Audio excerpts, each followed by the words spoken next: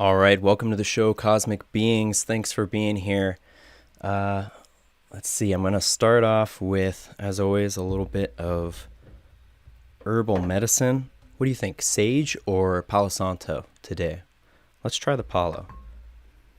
Let's take a deep breath before we get into this information, because it is going to be a pretty heavy information show today. Lots of cosmic downloads over this past week and research I've been diving into, and yeah, it's going to be exciting. We're going to start off with a couple random news stories from the past week, and then we'll talk a little bit about crypto news this past week, but not too much. And then we'll dive into the Atlantis, Lemurian, Jesus, Annunaki connections that I have been thinking a lot about this week and receiving information about. So if you can hear me and the audio is all good, would you put a 1 in the chat, please? Just to make sure. I was having some audio issues when I was testing it out, so just want to make sure. Here's some for you guys, some Palo Santo. Thought I'd switch it up from the sage. Whew. All right, deep breath.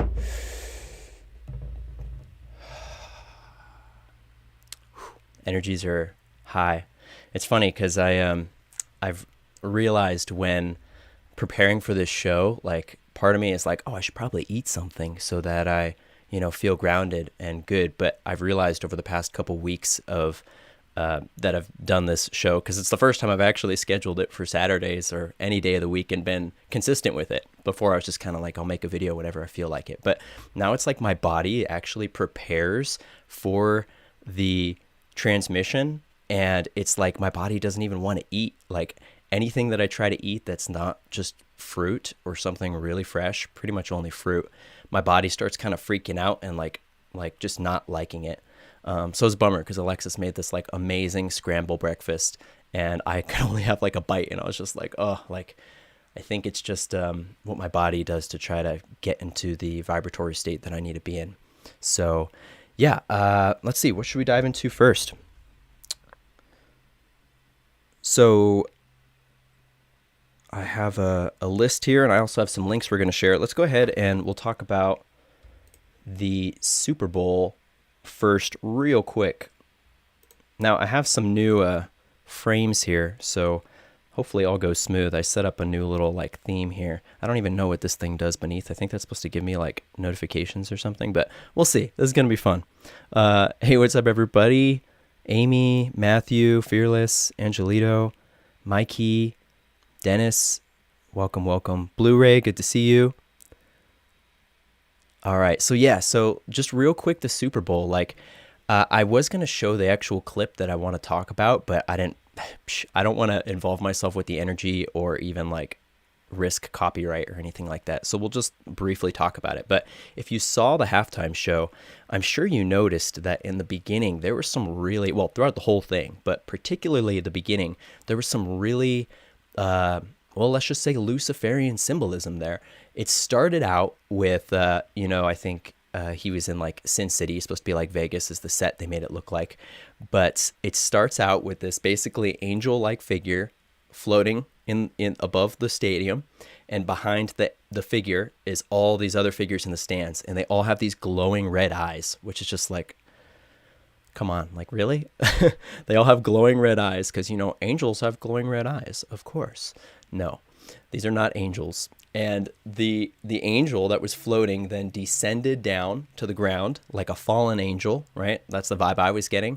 And then what's his face? The Weeknd comes out in like this big ball of light basically between all the stadium red eye demon things.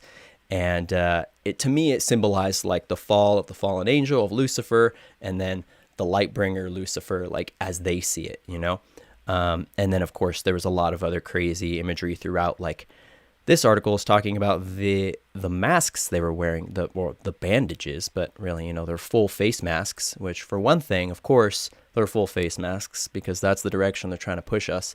But also the bandages, like head bandage, like head trauma, like that, not good vibes, right? And so this article talks about why they used that aesthetic, and apparently it's for the Weeknd's new album. And I guess as publicity stunts, he's like showed up to showed up to Hollywood events with like a full head of bandages and like blackened looking eyes and just like looking like he just got beat up. And yeah, all sorts of MK Ultra type vibes and not good stuff. So of course the Super Bowl halftime show is always some sort of satanic type ritual. If you go back and watch them, the themes are so obvious when you know what to look for. So yeah, really interesting stuff there, but honestly not as surprising as I thought it'd be. I thought there would be something more intense. This was pretty bad, but like not as bad as I was sort of expecting. Welcome Barry, welcome Link. All right, the next thing I wanted to jump into was, I think it was announced yesterday that the Mandalorian star Gina Carano, she was fired from The Mandalorian and all Star Wars, and I'm pretty sure Disney Entertainment moving forward, because she made a tweet basically insinuating or saying directly, I don't remember the exact wording, but she alluded that the persecution of the Jews during the Holocaust socially, not necessarily the killing of the Jews, but the persecution socially, politically, is sort of akin to what we're seeing with the more conservative viewpoints. And of course, it boils down, it's not really left versus right, conservative versus liberal. I don't identify as conservative. I don't identify as anywhere on the political spectrum. I'm a divine sovereign being that is fighting for freedom and restoration of the sovereignty on this planet for humanity.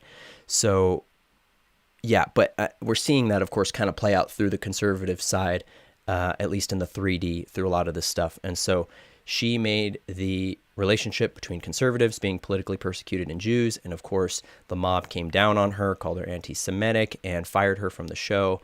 And, it kind of proved their point. Like, she just made a tweet, gave some free speech, and is totally cancel cultured. So what's really interesting is that it says, after Mandalorian exit, Gina Carano vows to fight cancel culture with a new film deal, right? But if you actually look at it, who is it with? It's with the Daily Wire and Ben Shapiro, which in my opinion, Ben Shapiro is like one of the biggest controlled opposition forces out there. Like, he is the puppet for the left that is on the right, basically. Or it's not even left versus right. He's just a puppet, like a lot of these people are. But they try to make it look like something it's not. So it's showing more transparency with this whole thing as being kind of just a scripted event that's playing out with her being canceled and all this. It's almost like it's to create more divisiveness. And I'm interested to see like what ends up going on with Ben Shapiro's project. Sounds like the Daily Wire is going to be getting into entertainment content. Yeah, I guess we'll see what happens there. But personally, I'm not a fan of Shapiro, and I don't trust him. He gives me slimy vibes. So, yeah. I'm going to do better on the comments this time, by the way. Now I have the comments in my OBS chat box, because I have OBS Pro or whatever it is called now. Thank you, Alexis, for setting that up for me. And I get to chat, so I can be up to date and not respond 5 minutes later. J-Lo's was bad last year. Children in Cages. Yeah, that was really bad. That's why I was expecting this year to be almost worse, but it was kind of dialed back. It's almost like it was kind of disclosure-y, because they made the whole Lucifer fallen angel symbolism really obvious, but they didn't have too much other overtly dark stuff as much as they have in the past. But still, of course, it's there. It just wasn't as prominent, it felt like. Ascension Diary says, yes, people who are watching, click the bell. Click the ball. Click the bell next to the subscribe button so that you know when I go live again. Yes, please subscribe. Please hit the like button. All that stuff helps. I feel weird even saying that. I don't like asking for that, but it does help. Angelito says it's supposed to be a symbolic commentary on plastic surgery as well, I believe. Interesting. That reminds me of something I wanted to include in here, but I forgot. There is a video of Mr. B. I don't know why. I guess I could just say his name. I'm probably not going to get banned for saying that, but whatever. We'll just call him Mr. B, because who wants to say his name? He's wearing a mask, and his mask keeps falling down, and there's like some, I don't know. His nose looks all deformed. It could just be the camera angle. It could just be that he's an old clone person and his nose is melting, but Yeah, that's probably what it is. Honestly, that's my opinion. Is that his face is probably super deformed because he is not a normal human being, and you were seeing it when his mask came down. But other people were saying that they thought it was like a silicone mask. I know Galactivation. I'm not sure if he's in the chat right now, but he was saying that he thinks that it's like a silicone mask that they were, have you seen those videos of people that have the full face silicone masks and they look pretty real, except the lips look a little weird, but they still move. But if you have a mask on your, like a mask over your mask on your face, then you're not going to see the slight weirdness. And I'm sure that, the makeup mastery, because they have Hollywood level makeup, Castle Rock Productions, they're going to make it look flawless, except it wasn't. So that was interesting. All right, let's jump back over let's get into some crypto. I'm going to double check, make sure there wasn't any other stories I wanted to talk about before jumping into the crypto. Okay, well, we'll segue with a crypto news story. So it was announced, of course, if you don't know, we'll jump over here to CoinMarketCap, which is, again, the website where I check my crypto prices. You don't need a login. You don't need anything. It's just, the top coins, and you can search anything. But this is where I go to check what the market's like. And so Bitcoin hitting all-time highs again, going close to 50,000. I think it went up to like 49,000 and then came back down a little bit, which is pretty crazy. Of course, I've said this before, but I'm not really bullish on Bitcoin in the long run. I don't think that Bitcoin is going to be I don't think it's going to be the technology that we'll be using moving forward. There's, of course, as I've talked about, too many dark forces using it. The military moving forward will need to probably control a lot of these things, like the Space Force type military and the quantum military type thing. And something like Bitcoin, you can't really control, except you can in a way, like the dark has figured it out, but in a transparent way, you couldn't control it. So that's where coins like XRP, which are set up to have regulatory clarity in very transparent ways, I think are going to be more successful.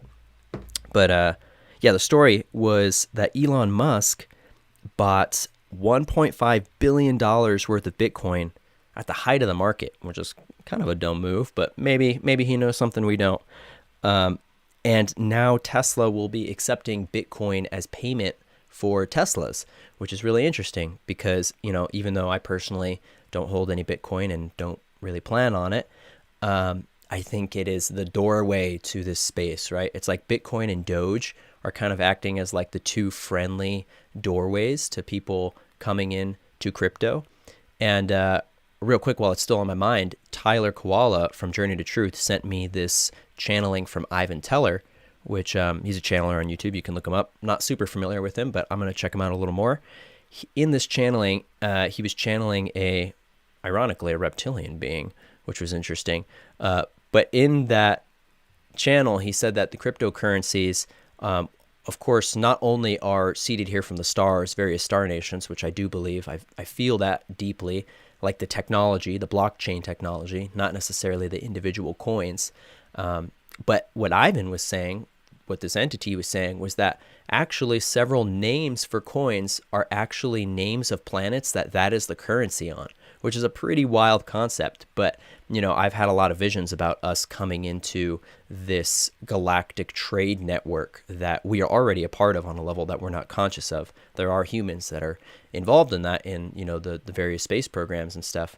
But if we're really going to start becoming a part of the galactic network of beings out there, we have to be a part of their economy, so to say, the intergalactic, interstellar economy. And so I thought that was really interesting because that's the vibe I got with coins like Stellar and XRP in the first place, especially Stellar. It's called Stellar and it has a planet. And XRP, I had the feeling that XRP would be like Earth's currency, maybe Doge too, because again, like XRP isn't meant to be the one coin. It's meant to work in an ecosystem with a lot of coins. But I found that really interesting that Ivan was talking about that. And not only that, but he brought up the very topics that I'm going to talk about today briefly, which are the Lemurian and Annunaki connections in our history and how they relate to all this stuff. Not necessarily crypto, but how they relate to the human origins. And I was like, whoa, like that's pretty wild that we were both thinking about that. And then my friend Z Earthstar Healer is also going to be going live today talking about Lemurian downloads she's been getting. So apparently Lemuria, Atlantis, the Annunaki are on everyone's minds lately. It's coming through in the collective. There are answers being found, you know. Jump over to the chat real quick. Oh, let's try this out. I have a new intermission button. Oh no, it's not working with the chat. It's supposed to show the chat right here. I guess I need to work on that. Oh well. XLM on the way up. Yeah, so yesterday the crypto market saw amazing gains. We're getting into the start of what they call Altseason, which I've described before is after the main kind of what they call bull run of Bitcoin, the money will start flowing into the altcoins, which are anything that isn't Bitcoin. And we're seeing that really kick into gear. Like, I think XLM Stellar yesterday had like 30% gains in a single day. And XRP went up to like 65 cents, and it's at 60, had a little bit of a correction. It's at like 61 cents right now. Oh, I'm trying to get the internet back. There we go. But yeah, if you had invested like a couple weeks ago or a couple months ago or whatever, you're probably pretty happy right now because it's doing well. And it's really awesome to, you know, be able to sovereignly make money in this kind of way where it's like, you know, with crypto, you really are your own bank, which is why I love it so much. Lexus and I often have this conversation about like, what is a more secure place to keep your funds? Is it in the traditional bank or like in PayPal, which we also have, or is it in crypto? And even though crypto is more volatile and can seem more scary, people are getting their personal PayPal and their banks shut down for speaking truth and transparency. And so if you're going to go with the most sovereign store of value for your money, I truly believe that cryptocurrency, you know, not necessarily any coin, like not necessarily Bitcoin, but the right cryptocurrency and blockchain in general, blockchain technology is the most sovereign way to have a store of value because you literally do become your own bank. Nobody can tell you can't hold money there. No one can cancel your account. No one can cancel your transactions. No one has any authority over what you do with your sovereign funds. And that is one of the biggest appeals to me because I'm watching a lot of people lose their like their Teesprings and their PayPals and their Patreons and like all this stuff because they are speaking their truth and people don't like it. Blu-ray says, definitely not a fan of Elon unless someone exercises his reptilian. Yeah, at this point, I feel like he is not gone through his spiritual awakening yet, obviously, but I do still feel that his heart is pure and that the soul that is in there, no matter like what other entities may be overlaid over him, his actual soul origin, I do believe is positive. And I think that he is just, you know, kind of spiritually misguided right now. But I think that that is actually really important to the collective because we have probably one of the most famous people in the world, definitely the richest person in the world, which puts a lot of eyes on them. Going through this process that is waking people up in different ways, right? Obviously, the transhumanism timeline is something we don't want to go on. We don't want to put chips in our brain. We don't want that. But I think that the solutions that he's looking for are because he doesn't have the spiritual and galactic context that we have, and he's searching for answers in the best way that he can. But I do really have faith, and I could be wrong, but I have faith that he will go through a profound spiritual awakening that will ripple across the planet and catalyze other people's spiritual awakenings, because there are so many people that have been drawn to Elon in the tech world that are waking up to, say, the deep state or whatever we call it, the DS type information and frequencies. And the people that follow and trust Elon, when he goes through his personal awakening, it's going to create this insane catalyst that I think will help wake up huge portions of the planet. And I could be wrong, but that is the information I feel like I've been receiving about him. Uniswap Planet, Ascension Diary says, yeah, the unicorn planet. I was like, yeah, what about Planet Doge? Let's go to Planet Doge. But it is funny because there's coins like Cardano, which definitely sound like a planet, and Algorand, Algorand, sorry, Algorand sounds like a planet. There is one called Tron. There could be a planet Tron. You know, it's probably where the movie came from.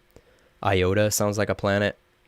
I'm just kind of going through all the coins here. Neo, Theta, Terra, Solana. Like a lot of these could be planet names, and it would make sense. I think the blockchain is the I feel the technology that links a lot of these international trade things together, and then they each have their own different versions, which are like the different coins, basically. Will the IRS come after you for not paying taxes on crypto gains? I'm not going to comment on that. We'll see. We'll see where the world goes. I have a feeling that that agency is not going to exist for very much longer.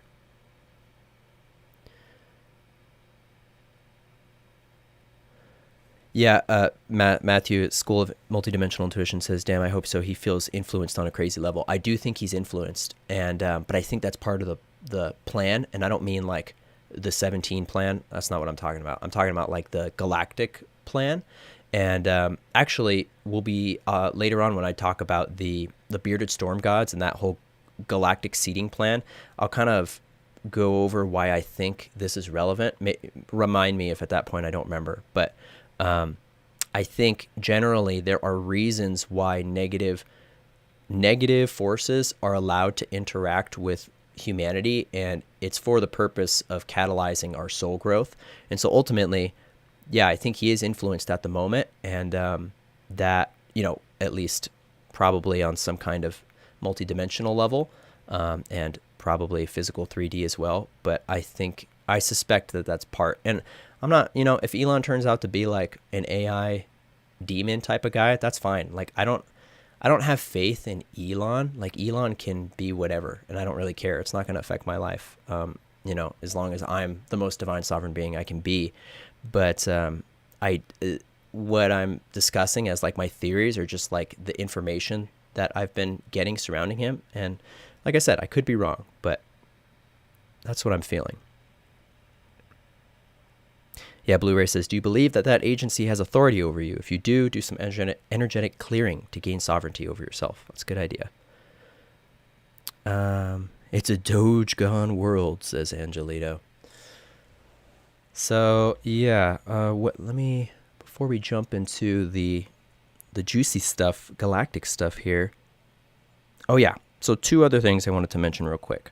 So surrounding XRP, there's been a lot of buzz in the XRP community about the possible price predictions. And I'm sorry if the crypto stuff bores some of you guys and you're just waiting for the galactic stuff, but I know that there's other people who have been waiting to hear some of the crypto related information. So if you don't want to hear it, just bear with it and we'll get to the galactic stuff soon. But there was a price prediction that was put out by a capital fund manager that he said in an interview that essentially after the SEC trial, after there is regulatory clarity, which would happen after the SEC case, which again occurs on 2/22 is at least the first date for the hearing. 2/22 is a good date. Sorry, I'm just reading Matthew's comment again real quick. I have a strange fondness for Elon, kind of like watching a dumpster fire, but in a positive way. Yes, yeah. It's like my heart sees his heart and knows that there is a positive being somewhere in there, even with all the other influence and overlays. And I have faith in the divine that is within him. Let's put it that way. Dumpster fire. Yeah. So anyway, so in this interview, this capital manager said that once there was regulatory clarity, and if and when XRP becomes what its goal is to be, what it is already set up to be, which is the international reserve bridge as asset for the world. And I've described this in detail, how this works before. But essentially, you know, it's like gold. It would be the world's reserve, but it would probably be backed by something like gold. But it's not the reserve as much as it is the main bridge currency that every other currency would then funnel through. So say, I've given this example before. Say I want to send a kilogram of gold to my friend in the UK, and like I don't want to get on a plane and fly him physical gold. The best way to do it would be with RippleNet, where this is assuming that at this point we're on the gold standard and banks are holding gold for people. What I envision is you'd be able to go to your, say, Bank of America or whatever it is at that point, and you would be like, hey, I have this kilogram of gold and I want to send it to so-and-so, Joe in the UK. And so you give them your gold, they put the gold in their reserves, and then they digitally take it from some kind of digital gold to XRP, and then they send the XRP to the UK. It gets there in like 4 seconds, and then Joe in the UK is able to pull out his gold after that bank switches over the XRP to gold. And it could literally be that fast. And that's what I picture banks being in the future. I do actually feel like at this moment that the central banks and the different banking dynasties, the names I think will continue to stick around for the sake of a social easing of people into this process and not pulling out the rug beneath them. Perhaps the names will go away eventually and we'll completely have new things, which is probably bound to happen. That's probably inevitable. But I do foresee us still using the primary names that we associate with these central banks, like Bank of America, and maybe not like JP Morgan and Chase, but a select few. Like for some reason, I mean, the fact that XRP is partnered with Bank of America and American Express, and of course hundreds of other international ones, those are the ones that I foresee being like their power is stripped from them. They're no longer these dynasty control oppressors, but they've become gold reserves and currency reserves that actually are there to just serve the people and not profit off the people. That's what I foresee at this moment. That could always change. Anyway, so this guy in this capital manager was predicting that when XRP gets to this point, that we would easily see an XRP value between $10,000 and $35,000 a coin. Now, it's 61 cents a coin right now, so you can do the math, and yeah, there's a lot of potential there. And I've seen estimates higher than that. Like I've seen estimates 50,000, and one of the like glitches, I've discussed this before, how there's been multiple glitches with these exchanges, and particularly with XRP. And Dr. Shiva said, there's no such thing as a glitch. A glitch is always some kind of human inputted thing when it comes to this stuff. And of course, he was talking about the big E that happened a couple months ago, and this was in the hearings that he mentioned this. But I think it applies as well, that glitches are not random. There's always a reason. And these glitches were showing XRP going to several $1,000s up to like $50,000. I personally saw one at $6,000. And on that same glitch, it had almost every coin that we see now except Bitcoin. It was like Ethereum was there, and it was like 6 million. And then XRP was there, and that was worth like 6,000. And you might go, oh, well, maybe I should invest in Ethereum because that ratio is better. But actually, relative, you're going to get better gains. If that happens, you're going to get more profit from XRP than Ethereum. And for other personal reasons, I don't like Ethereum, the gas fees and stuff. But anyway, Ethereum is not practical, I think, in the long run. But $10,000 to $35,000, pretty crazy. And yeah, that is rippling in the consciousness of the XRP community, because a lot of these, like, say, social influencers, YouTuber guys in XRP community, their speculation is that it's going to top out like $10, $20 for this season. And that's just based on market analysis, really, and not really based on utility analysis and seeing its full scale utility. And so a lot of those guys are like kind of crapping their pants right now with joy, going, oh my God, I thought I was going to be rich if it went to $10, but if it goes to 10,000, that's a whole nother thing.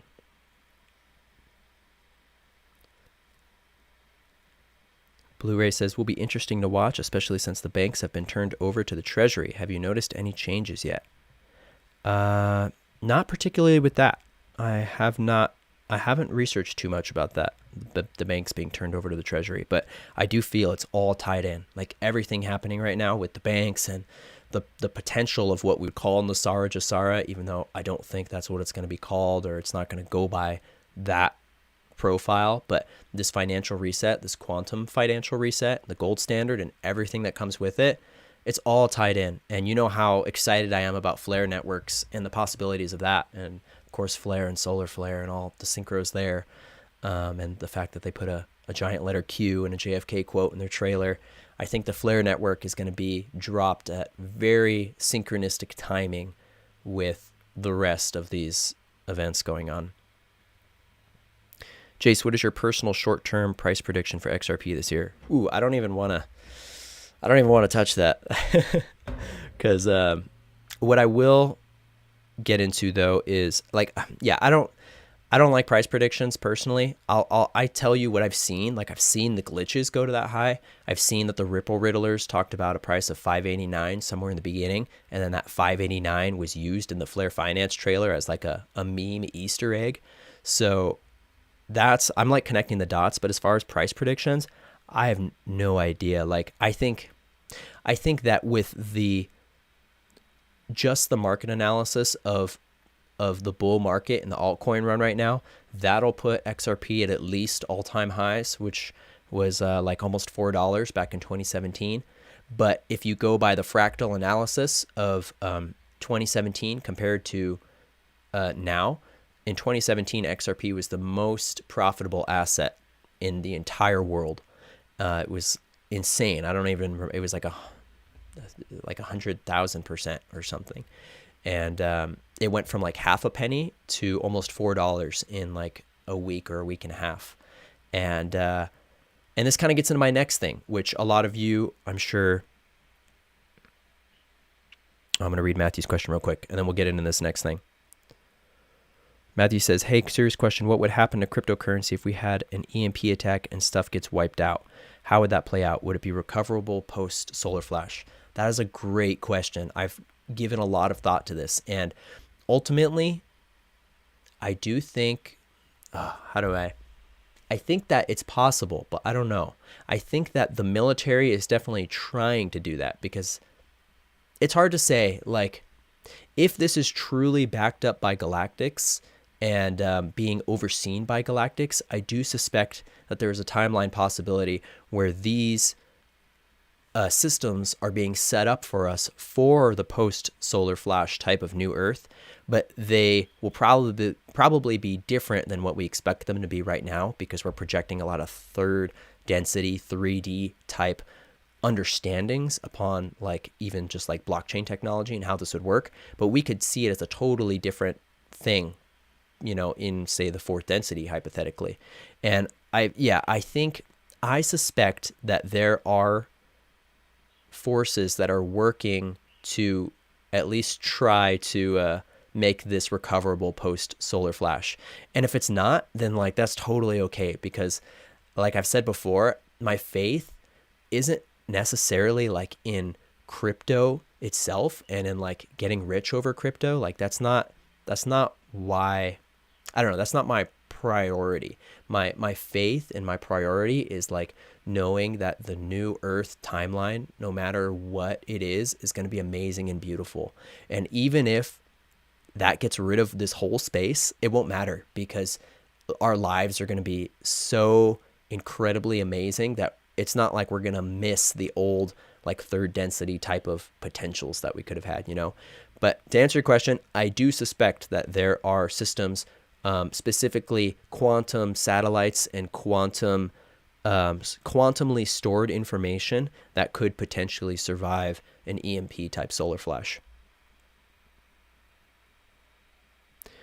Thanks for having this conversation, Jace. Very few people talk about the Jasara and crypto at the same time. I could see XRP as an interbank currency. That's exactly what it is. It is the interbank currency. It's already set up to be. It's the fastest thing. Like I tell people, if you want to see the utility of XRP in real time, get into the crypto space and start just like buying coins and moving them around, and start paying attention to how much money you lose just moving around like Ethereum, or how impractical Bitcoin is once you lose a bunch of money because you realize you sent it to like the wrong address and all of a sudden there's no way to get it back. Or like I said with Ethereum, the fees on Ethereum are insane. You can't, and any ERC20 coin, which are coins that run off the Ethereum network, the fees are insane. I tried moving $80 from one wallet to another, and it was trying to charge me like a $10 fee, so I didn't do it.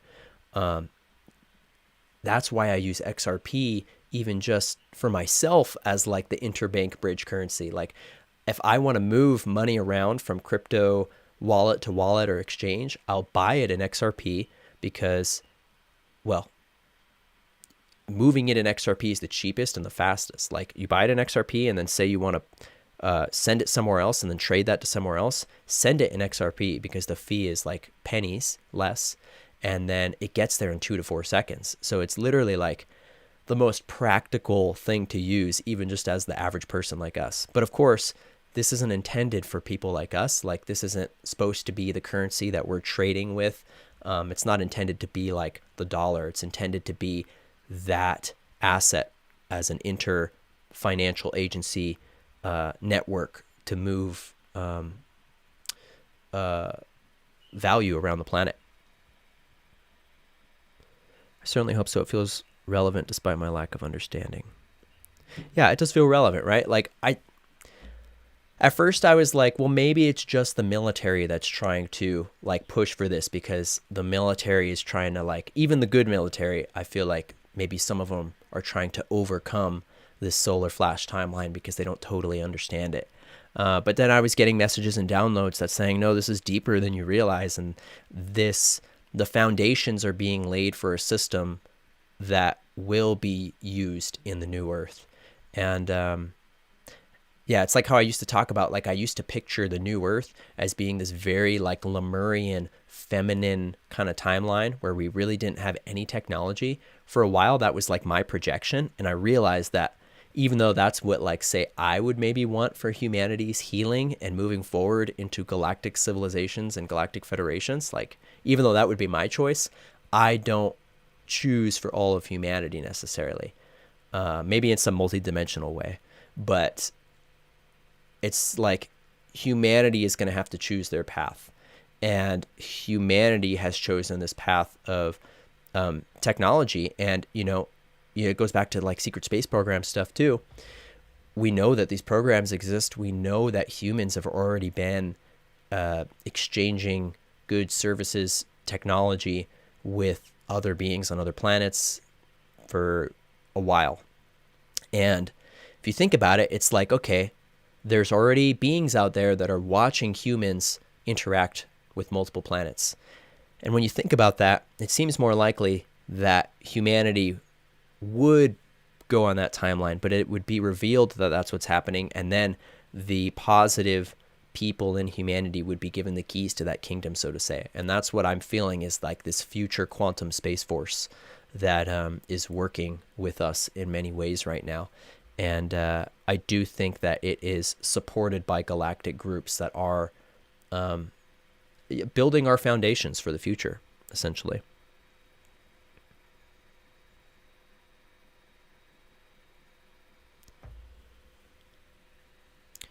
New Paradigm says 9 trillion moves every day, interbank.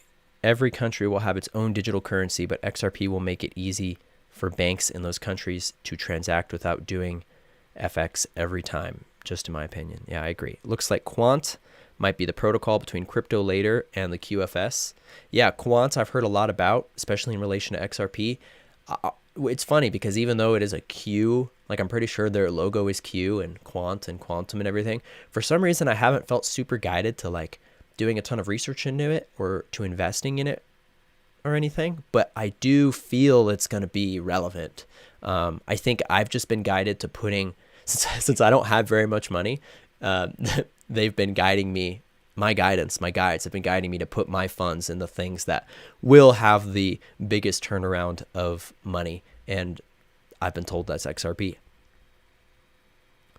And again, like this money, I think is going to be like what they're doing with this. If this actually happens, like I'm talking about it, the people that will be the new 1%, at least initially, because I think the idea of the 1% will be dissolved because we won't have that. It'll be like the 50% will be the new 1%, right? And it'll be like you can have that life if you want to have it. But the way they're setting it up, the new 1%, basically those that hold XRP, they're going to get their money from this old dying capitalist banking system and all these hedge fund managers and capital managers that are losing all their money, and it's going to go into this. And these people, like, of all the communities in crypto, the XRP community is the most spiritual, free thinking, you could say like conspiracy theorist, you know, but like critical thinking, and faith driven.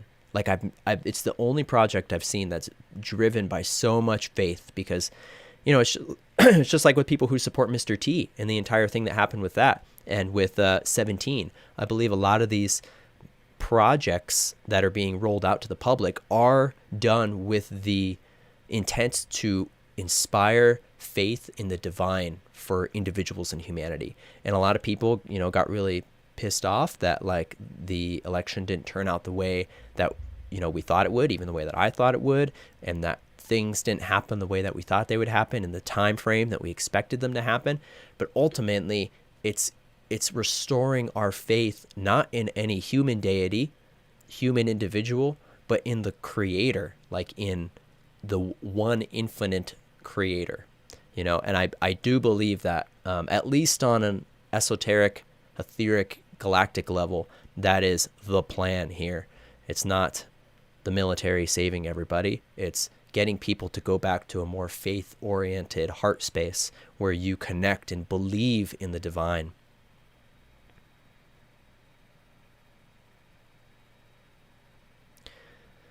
Right, an evolved Lemurian. Ooh, I'm so excited for the stuff we're going to talk about. We're going to talk about some cool stuff with Lemurians and Atlanteans and the Annunaki, which I hate that word Annunaki, but I have to say it because it's what people associate it with. But we'll talk about why I don't like that word and the other name that I prefer. Funny to think that there's an impeachment trial going on at this very moment. Well, I'm glad you're here and not there. Yeah, it's pretty ironic. XRP new support line at 68 to 71 next week. Continuous steady rise. Yep. Okay, so if you're someone that still wants to buy XRP, or you want to buy a little more, I do suspect there will be a relative market drop, you know, in the coming days, weeks. Might not happen, but I do suspect there's usually always a correction when you have extremely like bullish candles. And so maybe I would recommend, or I can't make recommendations because I'm not a financial advisor, but for myself, if I were to buy more or buy any, I would wait until there was another dip in the market before doing that. I definitely still appreciate how hard they tried. Mr. T17, the Earth Alliance. Yeah. I think, you know, I trust the plan, but when I say that, I'm not talking about 17. Like, I'm not talking about Mr. T or the military or any humans. I'm talking about, like, I trust the cosmic plan, the divine plan, which I do think on a deeper level, that's what it's talking about. I don't think it's saying trust the, you know, the military necessarily. Maybe they think that, but on a galactic level, I think there's more to that. All right. There was one more crypto thing. Oh, I wanted to talk about a card reading that I did regarding this crypto stuff, because one thing that's kind of been on my mind a lot lately that other people have brought up to me. I know my friend Chris reached out to me about this, and I'm sure other people have been thinking about this as well. A lot of people are thinking about when is the right time to, say, pull out of this market, right? In 2017, like I said, XRP was the most successful asset, period, worldwide. The biggest gains from half a cent to nearly $4. But what happened? It came back down to really low again. It came back down to like 10, 11 cents and then kind of settled around like 20 cents for a while. Still much higher relatively than the half a cent, which it was at before. So, you know, the question I kept asking myself is like, should I have a pull out plan? Should I have a pull out plan as protection? Like, should we basically have, you know, because this is a lot of what the market analysis say. They say always have a exit plan, always have a point where you know you're going to pull out, because if you don't, you'll probably end up losing money because your hope and your joy gets the best of you and blah, blah, blah. And so I'm like, okay, what is the deeper truth here? Like, talking to my guides, like, what am I supposed to be doing? Am I supposed to, well, because when I invested, my initial intention was not to create quick profit and then exit the market, right? My investments were in coins that I think actually have long-term utility value for humanity and that are beneficial to humanity overall, which I think XRP is, and XLM and the other coins that I've invested in. Very small amounts in other coins, mainly in XRP. But yeah, my intention was not to like get rich quick and then just like sell it off and blah, blah, blah. My intention was to hodl, as they say, forever. Like I didn't really plan and still don't plan on selling my XRP, because the long-term picture that I'm seeing is what I've been describing. And in that case, you wouldn't ever need to sell it back. You would most likely be able to purchase things with it, or at the very least, easily transfer it to whatever currency is the most used at that point. But I know, like, my friend Chris reached out and he was like, you know, I'm nervous because I'm paraphrasing here, but he's like, I'm nervous because I want to pull out with these gains and I don't want to lose money and blah, blah, blah. And so I did a card reading about this for myself. And I was like, what am I supposed to be learning here? That's what I usually ask myself. What am I supposed to be learning here? Actually, I might have asked it in a more 3D way. Like, should I do this? Usually I start by asking a yes or no. Should I do this? And then they give me an answer that is not yes or no. And then I go, oh yeah, I'm supposed to be asking, what am I supposed to be learning here? Not should I do this? Yes or no. And so what the cards I got were, I don't think I have them with me, but it was the Zen Tarot deck, the Osho Zen Tarot deck.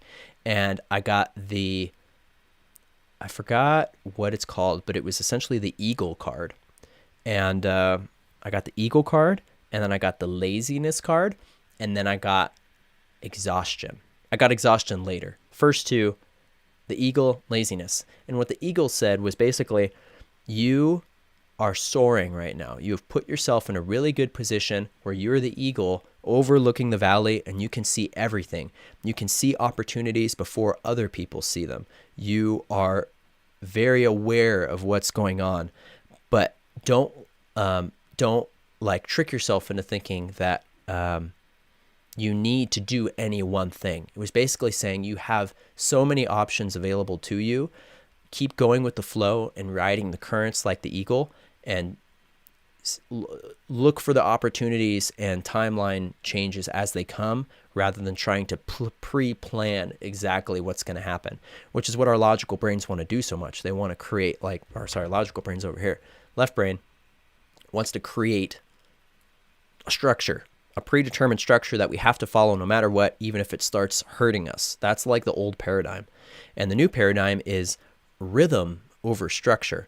And this is something that's been coming to me a lot, where structure, like I said, is self-imposed, human or otherwise imposed on nature. Rhythm is the natural flow and cycle of things as they are, and then you attune to the rhythm, and now you have natural structure rather than self-imposed, which is basically like, you know, Luciferian satanic type energies. That's like on a more polarized level, that's what the self-imposed structure is, versus the tuning into the natural rhythms of things. And so I felt like that's what it was telling me.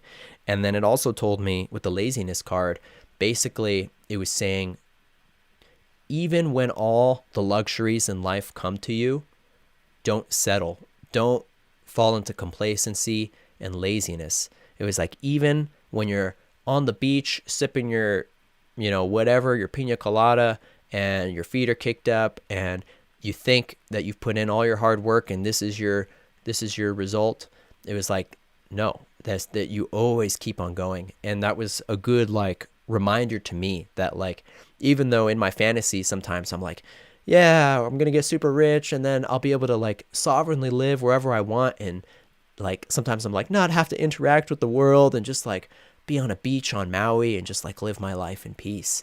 And it's basically like, no, like, know that luxury is coming, but that is just the beginning. That's not the finish line. That's like the energetic foundation that we need for then what is to come after that. And it was reminding me of that and being like, look, for one, you have all these possibilities ahead of you. You're the eagle, you're soaring. And then when you actually get the things that your like 3D mind is kind of wanting and hoping for, stability, structure, abundance wise, don't get lazy with it. Keep pushing yourself, keep expanding. And I really liked that. And then when I basically asked kind of again, like, why do I keep having these thoughts of like, why is this kind of bothering me about if I'm going to miss an opportunity with like not pulling out of the market or whatever. And it was like the exhaustion card, like basically telling me I'm exhausting myself by thinking about this. And go back to that rhythm state, be in the flow, be in the oneness, and don't let the analytical mind continue to exhaust yourself. So hopefully that resonates with you guys for maybe another situation or whatever. But that was the message that I got. I thought it would be good to share because maybe it'll help some of you guys. All right, back to the comments real quick. Earthworth, welcome Earthworth. Yes, so well said. It's all divine. It's all on time. Blue Ray says, I understand. However, many of us are assisting in astral directly. Yep, totally. Every day. Angelito. I hope I'm saying that right. Hodl the line. Yes, stewards of the new earth. I'm loving this card reading. Yeah, cool. Well, I think that concludes everything crypto-wise that I wanted to discuss. Oh,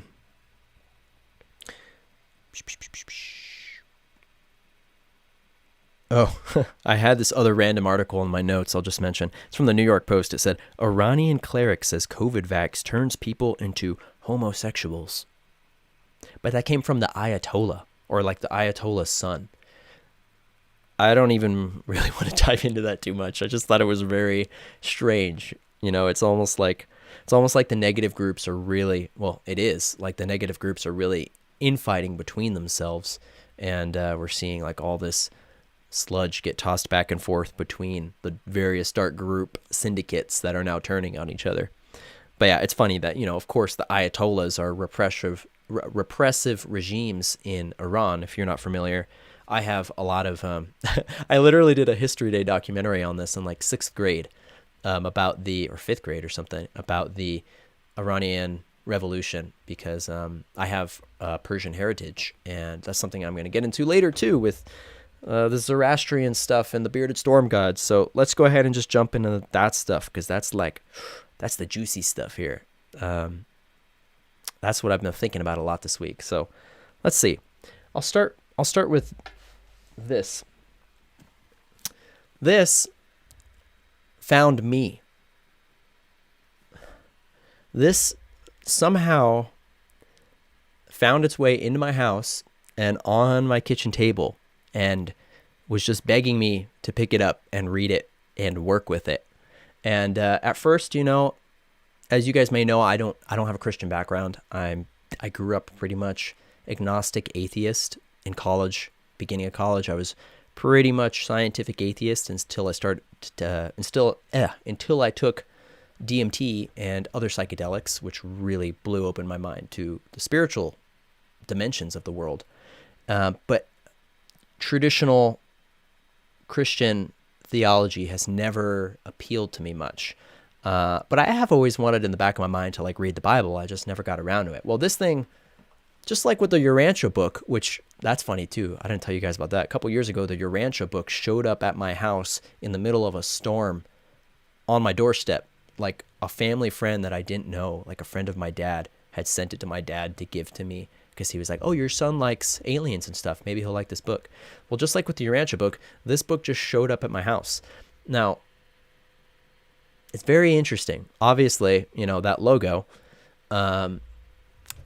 it's not a normal Bible. I'm not going to show the names in here, but there are names in here. It talks a lot about the code of the brotherhoods and stuff like that.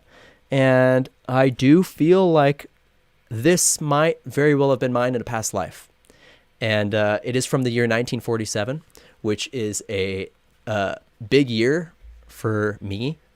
Personally, 47 is one of my angel numbers in 1947. A lot happened that year. And personally, I believe I was alive at that time and was involved in, probably the same type of things I'm involved in now, but in a different way. And I think this might have been mine. I don't know. But it really resonates with me to the point where I didn't even really want to read it. I just wanted to like be next to it. And so it kind of just sat like next to my bed and on the table, and I'd put crystals on it and like energetically work with it. And it reminds me of the Law of One with the colors. And the Law of One I'm very fond of. I've read it several times, and it's also blue and gold. Blue and gold are also my high school colors. Blue and gold is very prominent for me. But I started picking this up and just reading it. Started reading a little bit of Genesis, and I was like, whoa. I was blown away. I started doing more research into Jesus and the life of Jesus, and started just like poking around on Google Earth and looking at all the places Jesus has been and done his miracles. And I started learning about the Dead Sea and the magic at the Dead Sea, and the Sea of Galilee, which is just north of the Dead Sea, which is where Jesus performed the majority of his miracles, including walking on water. And I started just really diving into information about that. And that's when I started getting these downloads about what I'm calling the bearded storm gods and their relation to both the Old Testament of the Bible. Now, this is both the Old and the New, but I was getting downloads on the relation to these storm gods in the Old Testament. And it started coming in because Alexis and I were talking a lot about how even though Christianity is a huge light for this world right now with all the darkness, there are still distortions because the Bible has been altered by dark beings. Not 100%, but good portions of the Bible have been both redacted and languages changed, meanings changed to where there's distortion in there. And I believe one of the biggest distortions is in calling God a him and Lord.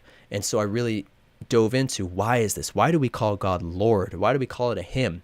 And what I found was that the Old Testament was referring to these bearded storm gods who called themselves lords of wisdom. So let's dive into that. Let me find the right link. Actually, I'll show you the pictures first.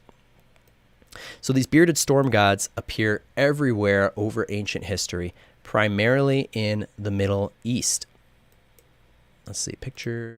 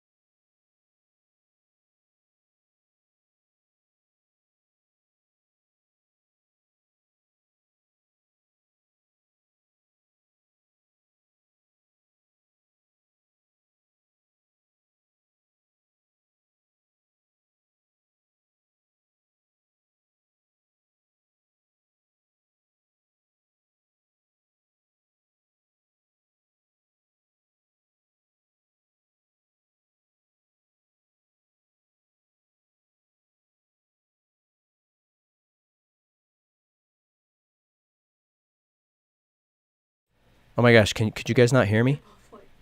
I think I know why. No voice or audio. Oh, okay. I forgot to put a mic on that scene. Okay, let me add it real quick. They can't hear you, so. Well, they can hear me now. Okay. I jump back over. You guys should be able to hear me.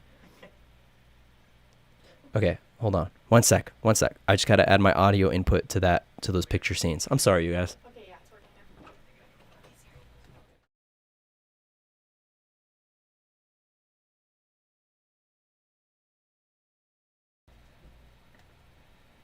Okay, can you hear me?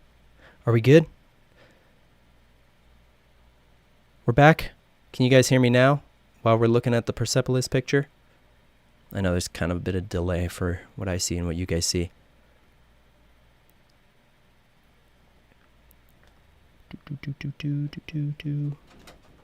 We all good? Okay, cool. Alexis gave me the confirmation. Sweet. All right.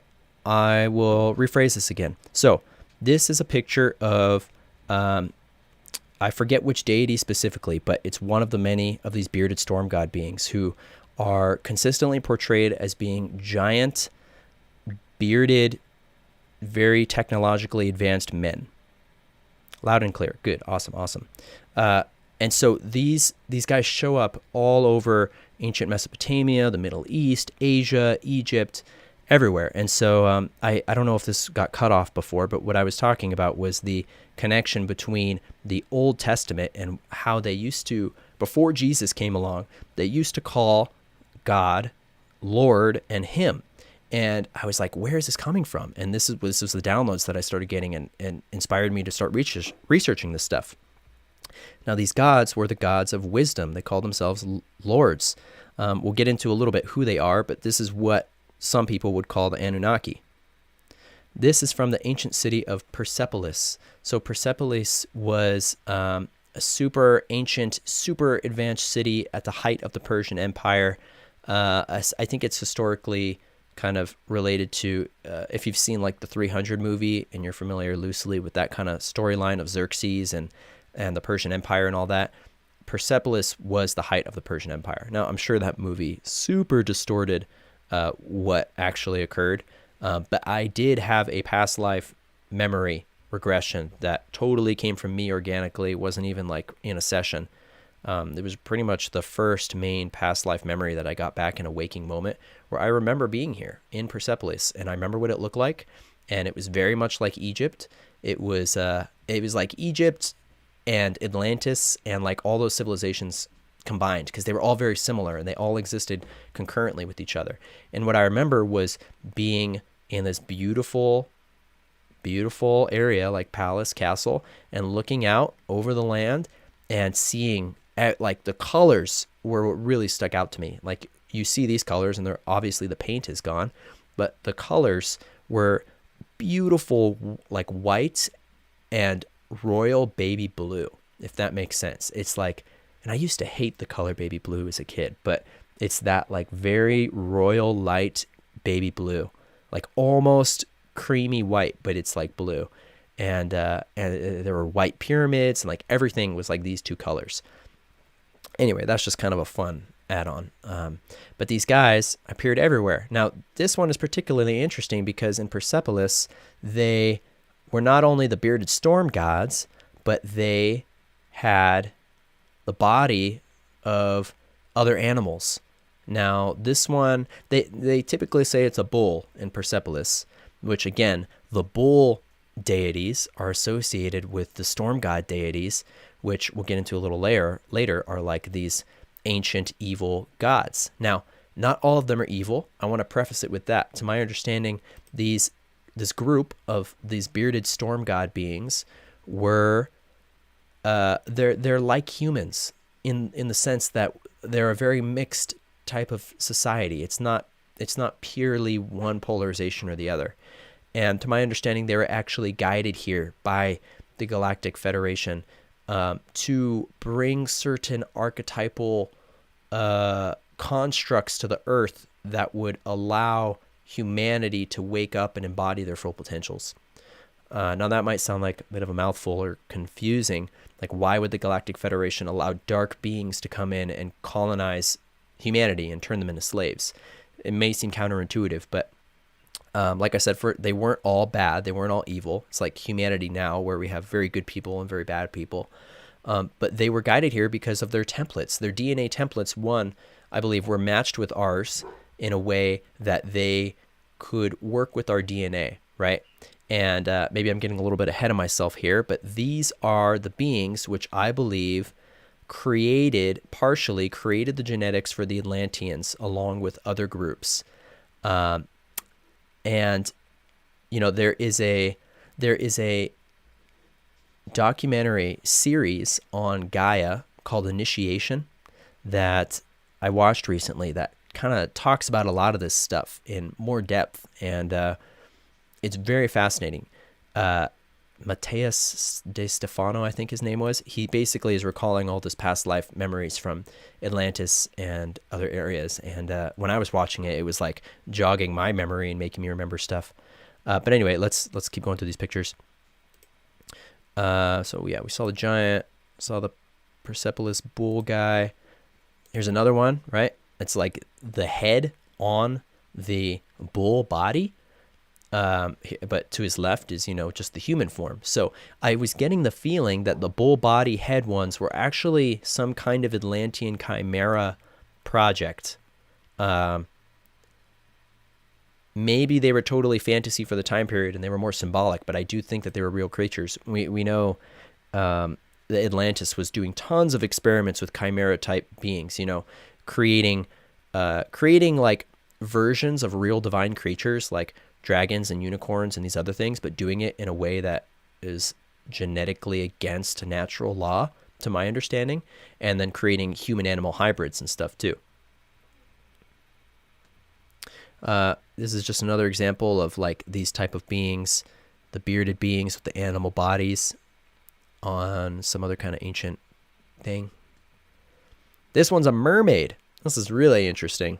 Bearded god being with the mermaid. So again, I think that these were genetic experiments that were going on in Atlantis. And according to Matthias Stefano on Initiation as well, he believes that the Atlanteans were created partially with genetics from these beings. Now that would give credit to in the Bible where they say the God created us in his image, right?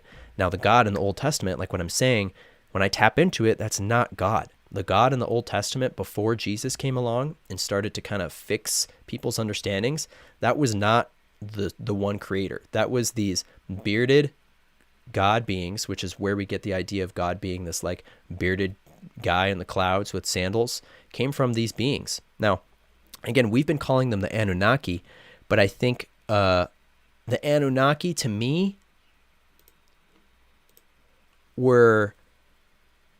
is something different. And I don't totally understand it. I'm not going to pretend to completely understand it, but I'll tell you what I think, which is I believe that the Anunnaki was likely a name that was either completely made up by someone like Zachariah Stitchin, who I don't trust. And if it wasn't made up, I think it was a broader term for a variety of groups that were interacting that were put under the label Anunnaki. But the name that Matthias said in this initiation series, which I really resonated with, and this is a picture from that series, is the word Aesir. And that, like, when I heard that, I went, whoa, that's it. That's the name. Like, I remember that. I remember calling them that, the Aesir. And what's really fascinating, too, I mean, look at these guys. Like, that's these guys that's pictured. It's like, that's what they would look like, most likely. And what's fascinating is that, we'll jump back over here. There we go. One other thing that he said in this series that I really resonated with that has to do with Lemuria is that the Aesir and the Lemurians, the people of Mu, who he called the Alafir, but I'll just keep calling them Lemurians, both of those species were seeded here on the planet around the same time period, which would have been probably like 30 to 50,000 years ago, roughly. Definitely before Atlantis, which I typically associate to be around 15,000 years ago. Like the Law of One says the primary collapse, the last large war of Atlantis was around 15,000 years ago. But I think they say the colony started forming around like 30,000 years ago. But anyway, Lemuria was around a bit before Atlantis came into the picture. And according to him, which again I resonate with, they were seeded here, the Aesir, which the Anunnaki, and the Lemurians were seeded here at the same time by the Galactics as a polarity integration protocol, we'll say. And I just made that up right now. It's just what came to my head. But it's like if you've heard people talk about the polarity between the psychic children of China and the people, the starseeds in America today, and the polarity between the two hemispheres of the world, and also just the idea of having half of the world awake while the other half is asleep and not constantly rotating, right? It's like this magnetic flux, positive and negative in many different ways. And so a lot of people have talked about this relationship between these psychic children and then the like a different kind of breed of starseed in America that are bringing in different light codes and different templates of energies to balance each other. And I believe that's what happened with them too, that these beings of Mu, which until very recently, I didn't quite realize that the Mu beings probably came from off planet. And in the Law of One, they refer to the people of Mu and Lemuria as almost like two different groups, even though they were like sort of the same thing, but they distinctly labeled them as kind of different things. And I never really understood that. But now it makes sense because I do think it was likely that they were seated here, another human-like beings, these people of Mu, that I've heard came from Vega, very potentially, which resonates with me too, whether or not that's true. They were seated here to create this dichotomy on Earth, where the Lemurians were bringing in this extremely feminine, like flowy energy, and the Iseid or the Annunaki were bringing in this very control-structured energy. And as far as the density of each group, the dimensional level, I don't totally know. I feel like they were both high-level third density would be my best guess. It's possible that the Iseid were early fourth density, but based on what I've seen, I think they were likely more third density. But doesn't really matter. Okay, wait. Let me jump to chat real quick.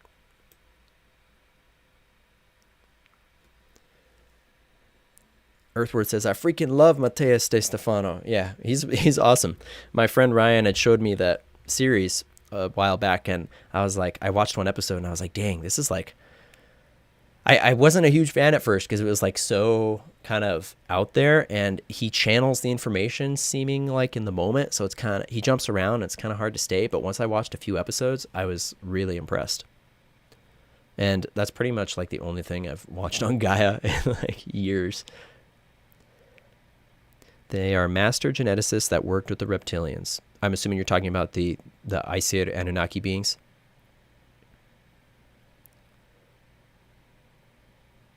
Why would we experiment by making chimeras? There's no benefit. Well, the Atlanteans were doing it because they were pushing the limits of natural law and creation. And they were basically playing God and coming into technological power and responsibility that they didn't totally understand, and ended up abusing that, which resulted in the destruction of their society. So it's just like power hungry people today, you know, like there's cloning programs. I'm sure that there's probably some sort of chimera type programs going on today too. And it's like, yeah, we wouldn't do that, but the power hungry people who are looking to play God and be geneticists in a way that is against natural law, that's what they were doing. And I think a lot of us were there. And again, mixed society. Like it's not like these groups like Atlanteans, you know, Iseid, they weren't like completely good or bad. There was like, just like with humanity, mixed intentions. Okay, let me jump back over to the pictures, and then I'll dive into some of these other links that I was finding. So yeah, Iseid Anunnaki, I think this is a pretty good interpretation of them. Now, I'm trying to think of where to go from here. Okay, let's go to these links. Now, I started just jumping through the internet and looking up weather gods, because I'm like, let's see how deep this goes. Let's see how many of these ancient Middle Eastern, Mesopotamian, Egyptian gods that were referenced basically in the Old Testament are these bearded storm gods. And pretty much I found like every single one of them was. So this is just and this is just Wikipedia too, because I also wanted to know what they're telling people officially. And Wikipedia is like a good source to figure out what they're telling the public, even if it's not right, like what they want people to think. And I assume that like the top people of the DS who are potentially working with these beings or have worked or worship them, and they do so with transparency. So they are going to make it like look like, oh, these gods, these storm gods, they're so powerful, they're so whatever. But look, Baal, Hadad, even Horus, Set. I don't know. I wouldn't put Horus in there, but I don't know. Technically, I guess I attribute Horus to be more of a sun god than a storm god. But Set, Adad, Marduk, you've heard that name probably. And then like all over the world, like different storm gods, Thor, like think about any ancient god that basically looks like an older guy with a beard. And that's these beings. But yeah, circle with wings, right? So I'll jump to this one a little later, but just real quick. This is from the Zoroastrian religion, which I have familial connections to and bloodlines to. This is clearly one of those beings again, right? Like a bearded guy on a circle with wings. Bearded guy on a circle with wings. Now Yahweh, just a quick clarification. I know Yahweh is like often considered the God of like the Hebrew Bible and various religions. From what I understand and from what the Law of One says, the original Yahweh was a sixth density social memory complex that came here to assist with Earth, and then later left, and another entity came in, a dark entity, also calling itself Yahweh, to purposely mess up the distortion, or to create distortions. This dark entity came in, called itself Yahweh, and basically hijacked this entire, you could say, like prayer line, or like belief of what this God was. And so that's the Yahweh that I think that most people are working with now, unless you specifically are working with the positive Yahweh group that is a positive sixth density group. But otherwise, I understand it to be a single entity, a dark entity that took over the name thousands of years later. But yeah, Yahweh, bearded storm god. So Annunaki, ice-eared being. Hadad, bearded storm god with horns. Hadad was also called Pedar, Baal, Sephon, or Baal, Lord, right? So again, Lord, like these beings called themselves Lord. So when I think about the word Lord and I think about God, God is not a Lord. Like, I mean, at the end of the day, it's all semantics, right? But you have to ask, what is the vibration behind these words? And when I hear Lord, I hear control, power, and fear. And it's like the same thing when people say fear God. I don't resonate with that. I don't think we should fear God. I think our primary relationship with God should be one of love. If you are a dark being and you're going against the natural order of things and of natural law, then yeah, you're probably going to fear God. But I don't think positive groups should be taught, positive people, I don't think they should be taught to fear God, because our primary relationship to the Creator should not be one of fear. It should be one of love and unity and connection. And so it's like that and the Lord thing and the Him thing, it all points back to these deities. And that's where I think Jesus came in and basically retransformed people's idea of what God was. Similar to the way Akhenaten did, but Akhenaten wasn't as successful. His whole kingdom turned against him and his son turned against him, King Tut. But Jesus actually put in a pretty good dent in the matrix structure and started, I think, to get people to redefine what their relationship with God was, and creating a relationship with God that was based out of love and not out of fear. Reptilians steal names regularly, says Blu-ray. Yeah. And even, I mean, these guys aren't reptilian, but they're still I believe they're from Orion, or they at least came from the Orion portal. Actually, what Mateus Stefano says, which is really interesting, is that this group was known as the Seekers. I think he called them the Seekers. And there was another group in Orion which was called I don't remember. I think one was the Seekers and one was the Finders. But essentially, one was a group in Orion that their primary goal is to create make sure that there's the genetic codes of the galaxy and of creation were spread out amongst the galaxy and were available if any sort of calamity type thing were to happen. Basically like a seed bank. It's like these entities, their primary job was to find locations to create seed banks for galactic genetics. And so these Ice-Eater beings were essentially the pawns that were not even consciously sent to Earth, but were guided to Earth without, I think, even their knowing that they were being used as part of this divine galactic plan to bring in these archetypes of control and structure to mirror the Lemurian type archetypes and create a balance of the two. I don't think they even really consciously realized that until much later in the game. But very fascinating that they potentially came through the Orion portal, and I think this is where the whole Nibiru and their planet dying and the gold thing comes in. Like people talk about, the Annunaki came here from Nibiru because they needed gold and blah, blah, blah.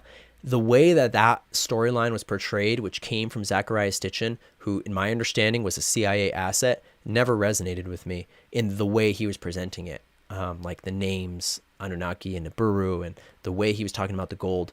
But the way that in Initiation that he describes it resonated much more, which is that they did need gold, and they did come here from a dying planet, but their dying planet was not like this Nibiru that was like orbiting us. It was like in another star system or maybe even galaxy, but they came here through the Orion portal, looking for basically a place where they could find the things to restore their planet, and which included gold. And I guess the way he puts it, the way that our bodies need salt, their bodies needed gold as a mineral essence of life, which I could see as probable.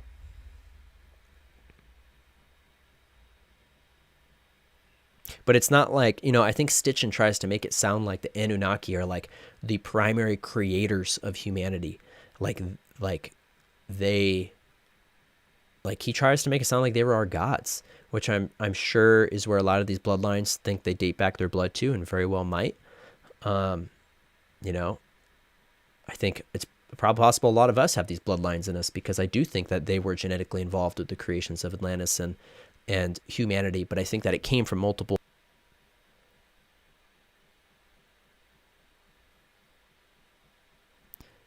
In the first episode of SG-1, they say that when beings go to conquer, they take the names of their gods. Yeah, that makes sense. I got to watch that show. I keep feeling called to it. I'm out there, and we can all discuss them and see how we feel collectively about all of our downloads and insights, because we're all doing this, like tapping into these realms and these deeper understandings. I'm reading the Bible for the first time in my life and learning so much. All things good, but I still can't wrap my mind around God-fearing. Exactly, yeah. Like the God-fearing thing, to me, it was like one of the big distortions they put in. Like, replace the foundation of your relationship with God, which is love, replace it with the exact opposite, fear. That's what they did. And people will defend that. People like hardcore, religious people in various groups will defend that you need to be afraid of God. And I don't care. I fundamentally disagree with that. Like I said, if you're a negative being, if you're causing chaos and destruction, yeah, you're probably going to fear God. But that doesn't mean that like all of creation is not intended to fear God. We're meant to love God. We are God. We are all God together. Like it's a beautiful thing. And it's crazy that they can take something so simple, replace love with fear, and then people buy into it.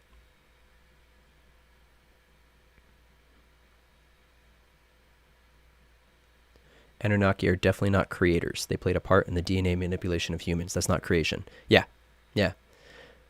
I would agree. I mean, semantics too, because I guess it depends when you say, like, the only true creator is the one creator, right? So everything else is just kind of a fractal of the one creator doing its work, which is why, going back to this thing with, like the Elon thing is what I wanted to connect this to. And how just like I don't know, maybe this is a crazy correlation, but this is what I thought of. Just like the Anunnaki Ice-Age beings being guided to Earth by the Galactic Federation for positive evolution of humanity, even though it doesn't look like it on the surface with slavery and all that, ultimately the codes that these beings brought to humans are the codes that are allowing us to stand up for ourselves and fight for ourselves and wake up. It's those codes. And so I think just like with that, maybe it's the same kind of thing with Elon, where the higher galactic forces and intelligences are aware of, say, the AI type information that's being seeded into people's minds through Elon, and how a lot of us are, like most of us, are not cool with that kind of timeline. We don't want to go down that transhumanism timeline. It's almost like the seeding of that information is necessary for us to realize that we can choose the opposite. You know what I mean? And it's like, I tell my dad and like other people this too, who struggle with like my dad gets a lot of psychic insights, but they're based around fear.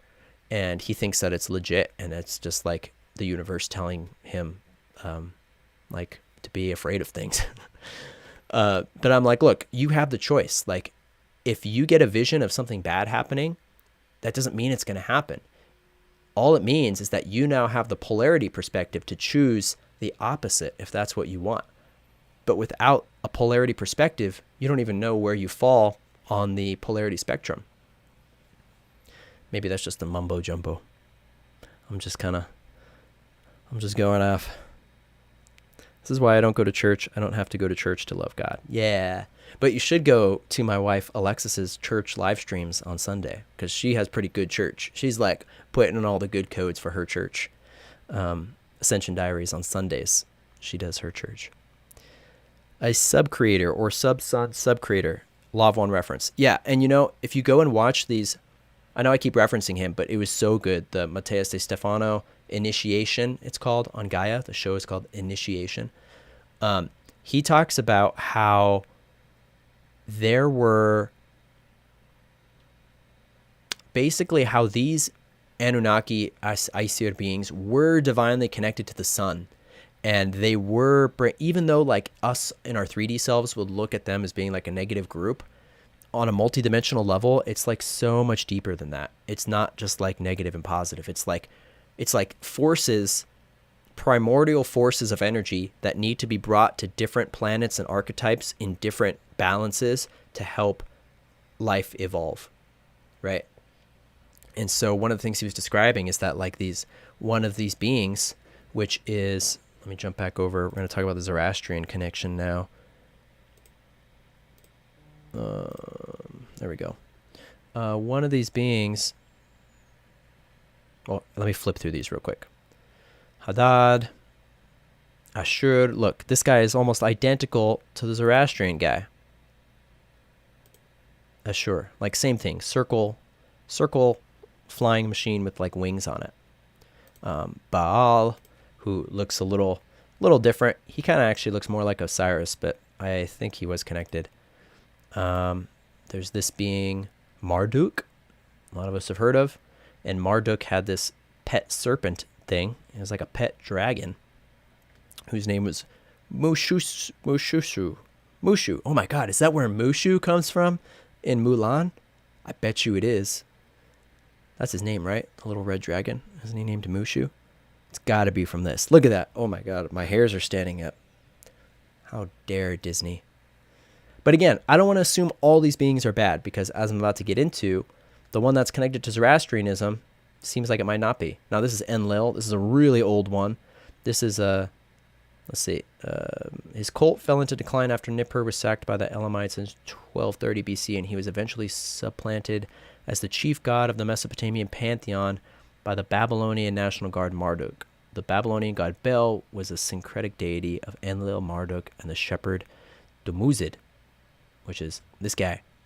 So it's like I was literally just going through Wikipedia and just clicking on link after link from each page, and just kept opening new tabs of all these different bearded storm gods who look freaking identical to each other. And it's because they were these beings, and they literally split up and took different territories over the planet and pretended that they were the gods for those areas.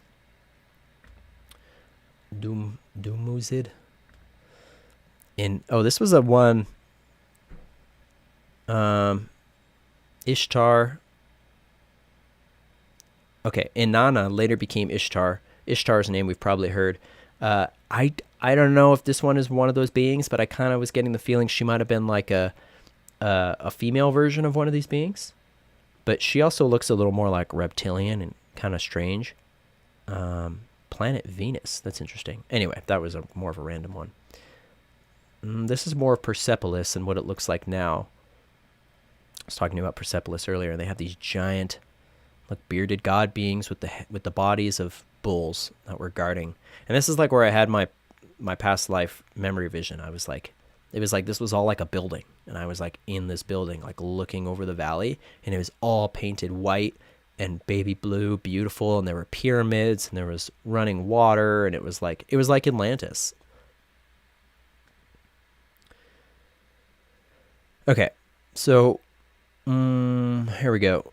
Zoroaster. So Zoroastrianism is the oldest, what they claim, the oldest monotheistic religion on the planet. Meaning, from polytheistic many god belief to single god belief.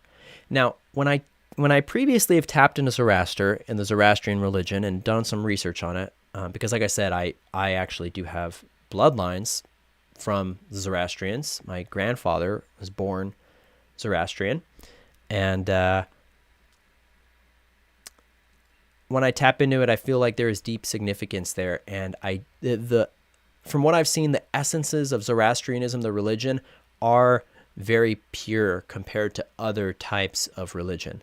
They're not about specifically worshiping like a single deity, but like the overall creator. But there's still distortions in it, which is weird, and I'm still trying to figure it out. But the deity, this is where it gets kind of weird, because I used to think that Zoroaster was this guy. And so my conclusion was like, oh yeah, like, so Zoroaster was one of the Isiad. But no, this is apparently this is a much older symbol, which makes sense because, you look at all these old beings who are using the same kind of, where is it? Like the same kind of circle flying machine thing, especially this one. But this is called a Faravarhar. Might be saying that wrong. But yeah, extremely old symbol, predates Zoroastrianism, even though Zoroastrianism is the oldest monotheistic religion. And if you actually read into Zoroaster, his god was this person named Ahura Mazda. Ahura Mazda. Oh, and maybe that's where Mazda the car came from, ironically. So Ahura Mazda was another bearded god. But I actually just saw it this morning before this show. I was just kind of watching one. It was interesting. And he brought up Ahura Mazda and how Ahura Mazda, now he referred to it as a portal, not a being. So perhaps the being was projected onto the energy of the portal is now what I'm maybe thinking. I don't know. But he described it as this energy portal that was located in Iran. And also apparently Iran is the heart of the Kundalini serpent, which I'm going to talk about in a later video. I'm going to show you on Google Earth where the Kundalini serpent of the planet is, because geographically you can literally see the serpent. And the heart chakra of that serpent is in Iran, which is where this portal is. And he said that it was the portal through which the divine coding of the sun was transmuted into the planet and then integrated to the rest of the planet.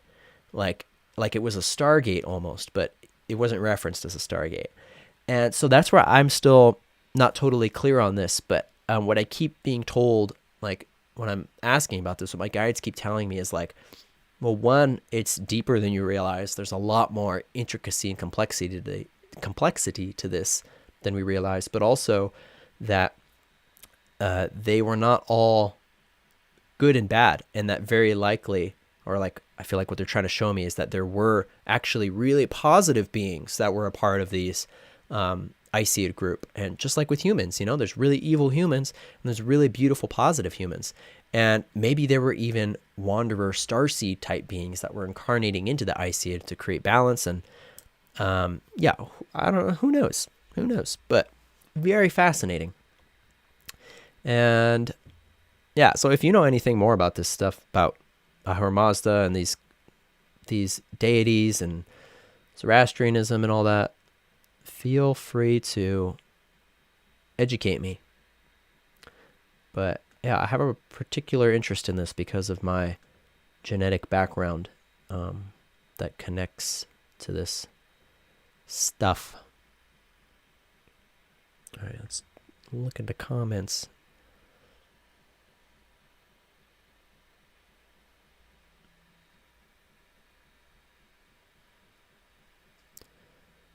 Mowgli says, that was mind-blowing. Good. I'm glad. It's mind-blowing to me, too. Alexis from Ascension Diary says, church is a public space to discuss the words. They replaced Mushu with the Phoenix in the new Mulan movie. Yeah, that was really interesting. I begrudgingly, is that the right word? Watched the new Mulan with Alexis, and there, yeah, that was really interesting. The Phoenix is a symbolism. I was talking about with a good friend yesterday that the Phoenix symbolism has been coming up really strongly, especially to take it back to crypto in the XRP community. The Phoenix is like their mascot. Like it's like the main energy pattern that that community works with in a spiritual way is the Phoenix rising from the ashes. And I've seen that a lot lately, that Phoenix symbolism, that energy is coming in really strong. And Blu-ray says it's always more complex. Yeah, right.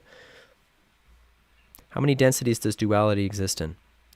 Ooh, deep question.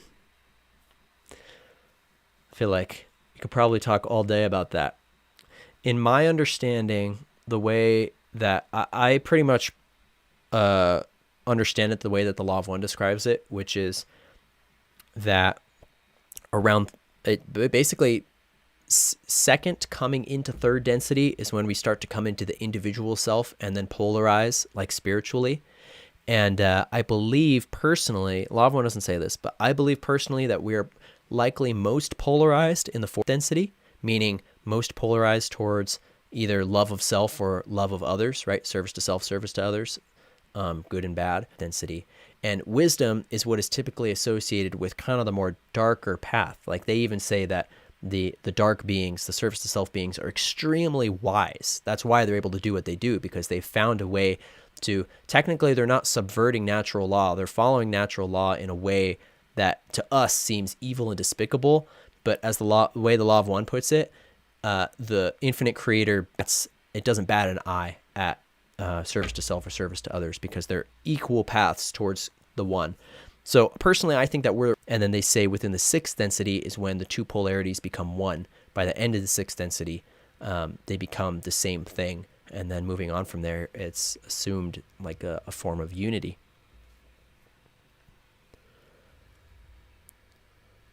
Fascinating. Thanks. This has been fun. Sweet. Glad. Mikey says, Dan Winter goes into these Annunaki histories in great detail. He explains them beautifully. Cool. People keep telling me about Dan Winter. I guess I got to watch Dan Winter. I will have to check that out today. It's just an old hologram we logged into once, but they installed a new program for this age with fridges and flannel instead of dope muscles and headdresses. Yeah, I've been giving a lot of thought to that, like how many lives we've lived, how many different civilizations, both on Earth and off Earth, we've lived, and like how something like our current life can feel so normal, and it feels so weird to like if you even picture that there wasn't, officially, there wasn't electricity even more than a couple hundred years ago, let alone during the time of Jesus and like during all these times. But of course, I feel like we had energy technologies during these time periods.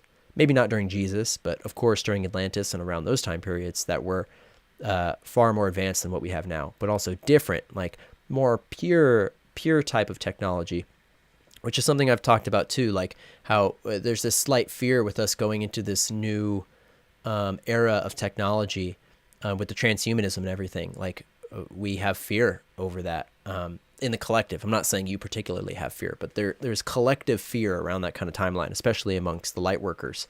And what I keep being told by my guides is like, don't fear it.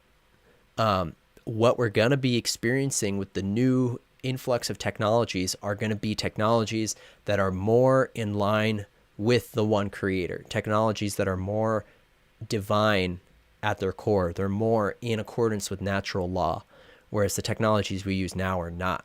It'd be like if your cell phone, well, for one, if it was a smart glass pad, but then if it actually gave out like healing frequencies rather than destructive frequencies. And we don't know like for sure that it's not already doing that. Maybe the technology has already been switched over to a degree. I don't think it has completely, but some people do. And I think that is where we're going. Like we're going, and that's just one example, the phone using, putting out positive healing frequencies, like, of whatever kind, I think that's just like one step of a much larger thing. And we'll probably be using types of energy transfers that are like not even electricity, but maybe more like plasma based is what I keep getting. And when I picture these flying machines that these guys are on, I keep feeling like they're like, it's like similar to that. I don't know. Not like we're going to be riding these, but like the technologies that these kind of groups are using, whether it's these guys or whoever, they are more in line with natural law and life. Maybe not these guys particularly. I don't know. I'm just saying, like, when I picture this, for some reason, I picture plasma technology. I don't picture like electricity and gears and moving parts. I picture like some kind of crazy plasma thing. I don't even know.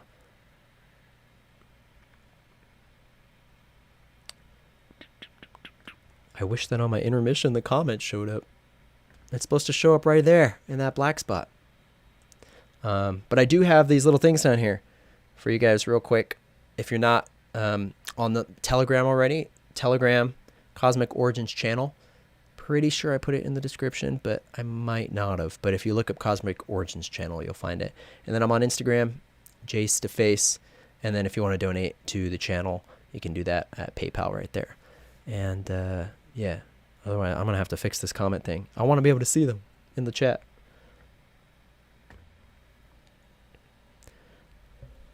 Justin Deschamps on Edge of Wonder explains the density so well. Learned a lot from him. Nice.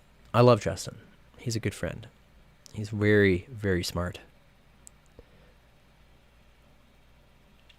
Thank you, Ascension Diaries, for putting that link in there. Oh, I need to make you guys mods. Okay, maybe I can't do it from OBS. Okay, I'm going to jump over. Who wants to be a mod? I'm going to jump over to, I'm just going to do a couple people that I see that are on here a lot that I trust. I just gotta have to jump over to this YouTube real quick. Okay. Here we go.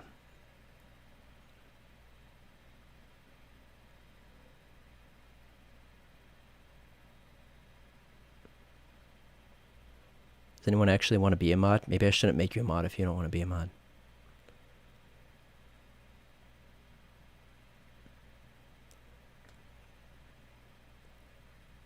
Add moderator. Right, Earthworth, you're a mod.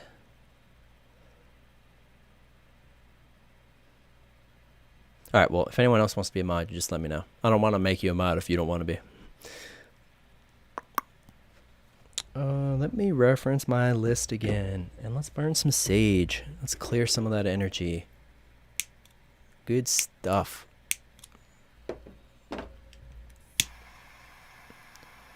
Whew. I feel like there was more.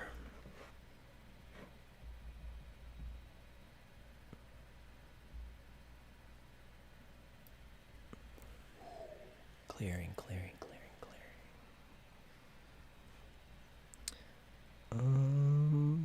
Yeah, so I guess more so on like Jesus. I feel like Jesus really like brought this shift in paradigm to that time period, which was really crucial.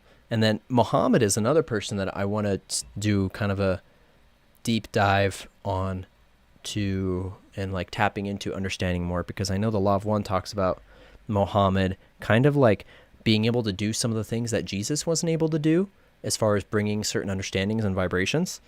But I'm not really at all familiar with Muhammad and like even what time period and all that.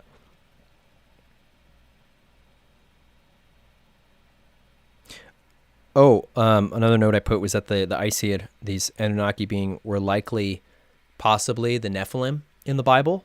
But the Nephilim could have also been some of the other giant beings that were around at the time period, which on that initiation show, he goes really deep into talking about the difference in all those beings that were around. But I think the way that he described it, it was like the four primary things that went into making the first humans were like the Lemurian beings, the Aesir as polars, and then the other giant beings, which I forget what he called them, but they were older, they were here longer, and then the reptilian beings. And of like, of course we have reptilian in us. I don't know, for some reason I felt like someone was going to be like, we don't have reptilian in us, but like literally we're born with, or we start developing with like a reptilian tail, and we have our like reptilian brain. So we definitely have reptilian DNA in us. And but yeah, he was saying it was those 4 groups, and then somewhere in there was like the Arcturians and stuff that were also genetically inputting their stuff. I think he said that it was like the Aesir and the Arcturians combined their DNA to make these first children, which then would like be the guiders of Atlantis. Does that make sense? It was like these beings created this. They called them like the children of God, or the children of the galaxy or something, and they were like it was like there was like 12 of them, and they were like the head of these 12 families. Oh, I bet you that connects to the 12 families and the whole bloodline CIA document, and the DS. I bet you that's those same families. I didn't even make that connection, but that seems pretty dang obvious that it would be. Because yeah, he was saying there were 12 families that were divided up into these districts that were like the Atlantean colonies and stuff. Because Atlantis wasn't like one place. It wasn't just like one civilization. It was like conglomerates of groups that kind of built up over time in different colonies, like Chem, the land of Chem. If you guys have heard of that, pretty sure that was an Atlantean colony, predating Egypt. Very similar to Egypt, though. Pretty sure a lot of us had past lives there too. It's funny because when I remember these places with pyramids, they all look so similar. It's like they all were like gold and white, or blue and white, or all 3, and they had pyramids and they had palm trees, and it's like they were all the same kind of structures of paradise, but in different parts of the world, but still relatively the same side of the world. Like they were all pretty sure in like Egypt, Middle East, Asia. Yeah. Oh, thank you, Amy, for the $20 donation. And thank you, Alexis, for pointing that out, because I wouldn't have seen that. So I'm going to get Super Chats working on here. Hopefully, if they let me. They might have banned me from doing that. I might not be allowed to do that. I'm on like, I don't even know what strike I'm on. They don't like me at this YouTube group. But yeah, thank you so much for the donation. That's really kind. Do you guys buy your sage or pick it? We buy it. I wish we picked it. I have found wild sage before, but I'm not that savvy. But it'd be cool to grow sage. That'd be really awesome. Does anybody out there grow sage? Like white sage? I know people grow like garden sage. But white sage, that would be cool to grow. There's 23 of us watching and only 10 likes. Everyone, please show some love. Hit that like button. Yes, please. Hit the like button. Thanks, Earthworth. Do you think people who believe the NWO will be successful experience that reality, or do they piggyback to our new Earth? You mean like average, like the average Joe kind of person that believes NWO? I think that's up to them. I think that on a soul level, it's up to the individual, even if they're not conscious of it, where they're going. And yeah, maybe there will be some people who are really deep in the indoctrination stuff that end up seeing the truth of what's going on and they're able to break out of it. But yeah, I don't know. It is ultimately up to the individual on a multidimensional, like afterlife kind of level, where we want to go. There were black ones too. Black ones. Oh, black pyramids. Interesting. I do feel there were black pyramids, but I haven't seen them particularly as much. I'm curious, Matthew, what groups you have seen those associated with, or like what you remember attached to them? Because I almost feel like the black ones were like the darker ones, but maybe that's not right. But like darker energetically, like when I remember them, I feel like that's what I attached them to, like darker civilizations, which would make sense if you had dark ones that the darker groups liked and white ones that the lighter groups liked, just energetically, for sure. But Kem was not a desert, much more lush. Yeah, that's what I'm saying is like all these places that I remember, like Kem and Egypt and Persepolis, it's like even though they're all in the desert, they were like super, super lush.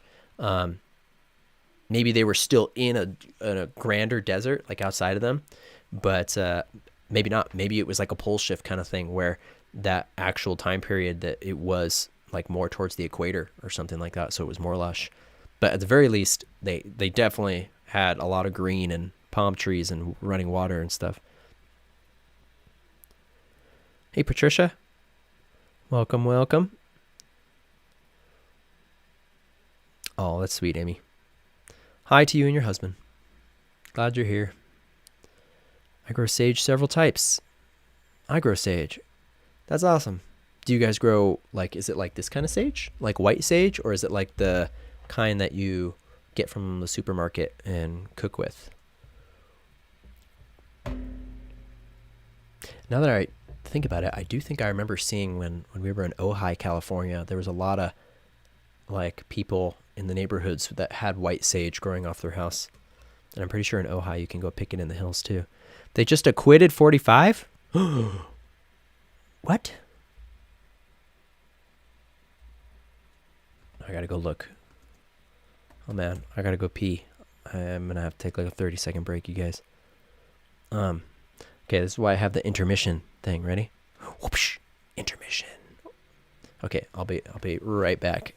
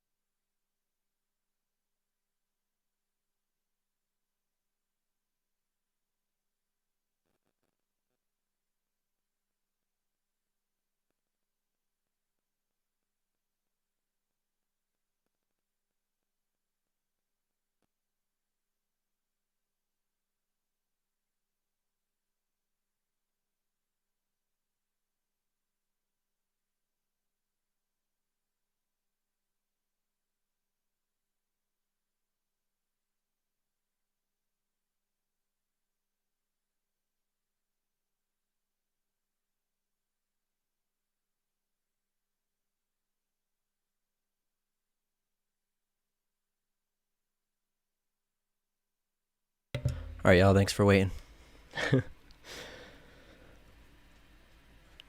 Okay, someone give me more information about what's going on with 45. Has he really just been acquitted? I've been seeing the word Frodo everywhere. I found out that Frodo in English gematria is 348, and so is XRP. That's so funny. There's been so many crazy gematria XRP synchronicities.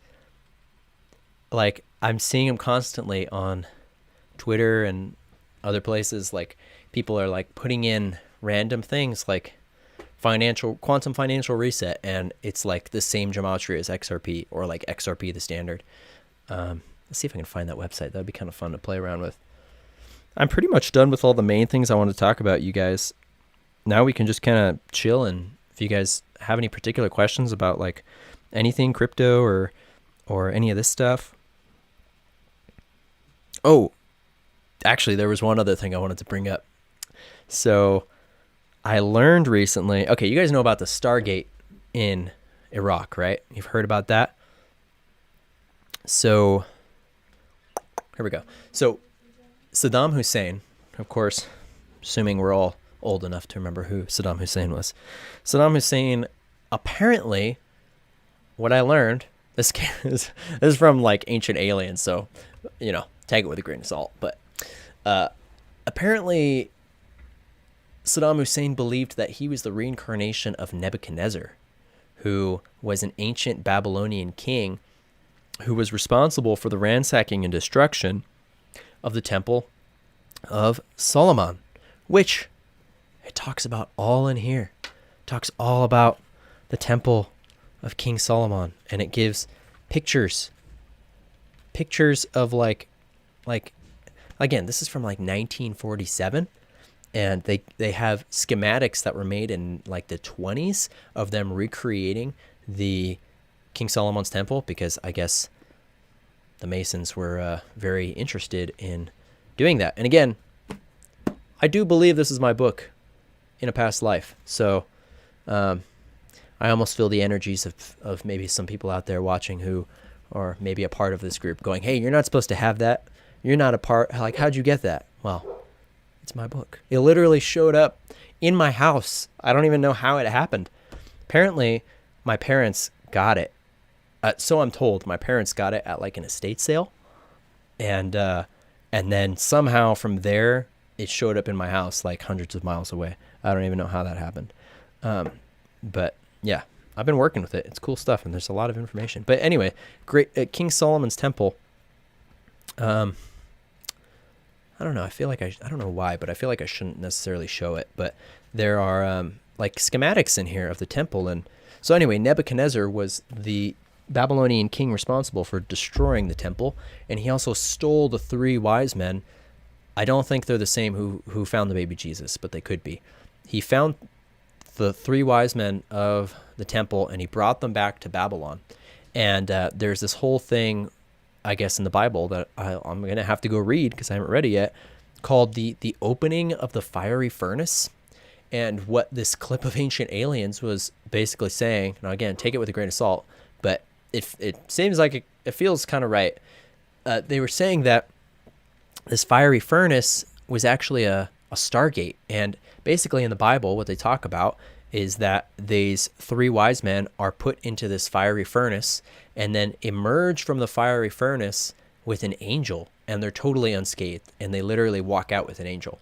Now, I think the traditional like biblical context is that like these 3 wise men were sentenced to death because they wouldn't bow to the king, and then he put them in the fire. That's like how historians interpret it. But this alternative explanation was that it was these wise men were brought to brought to Babylon, where the Stargate in Iraq is, and they were brought there to activate it. And they did. They somehow activated and opened it, and literally, like an angel or some kind of being came out of the fiery furnace with them. So I thought that was super interesting. Kind of relates to this stuff. Nebuchadnezzar.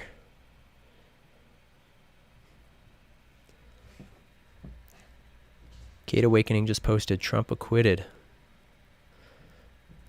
Says Mowgli. I still don't feel like it's the end, though. I don't know. I'm not getting my hopes up. But that's very interesting. Silver sage. Does it smell the same way as white sage? I've not even heard of silver sage. That's cool. Sage for cooking. It's out of control. Just have dried white sage. Matthew says, visited it in an OBE recently. Seriously. Part of the roof was broken off. Whoa. So where was it? Like geographically, it was on the earth? Do you know like what civilization it might have been?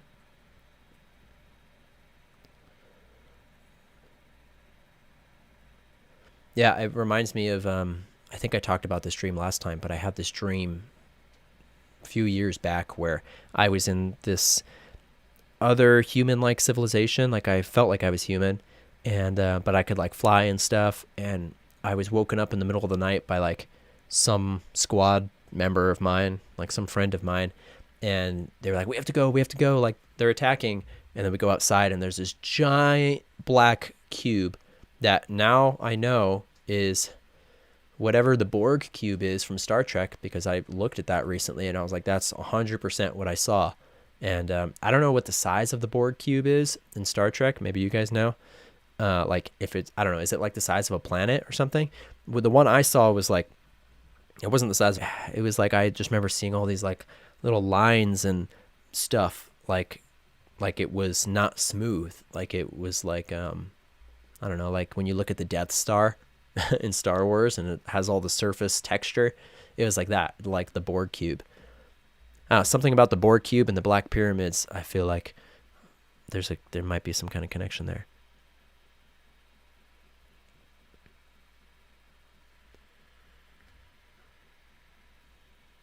Cube of Saturnia. Yeah, definitely related to the Saturn cubes. But I wonder, like I've heard about the Saturn cubes as like a religion, right? And the deifying that kind of black cube. But besides the stream, I had never seen anything that was like a literal black cube that was some kind of spaceship or station or base. And it makes me wonder if that is the black cube that they're worshiping, if it's that thing, or if that thing is also just like another representation of this energy that is the black cube, which, people say comes from the octagon shape of the pole on Saturn, that the top is shaped like a two-dimensional cube. But I do feel like there's more to it than that. So maybe that's where this Borg cube thing plays in.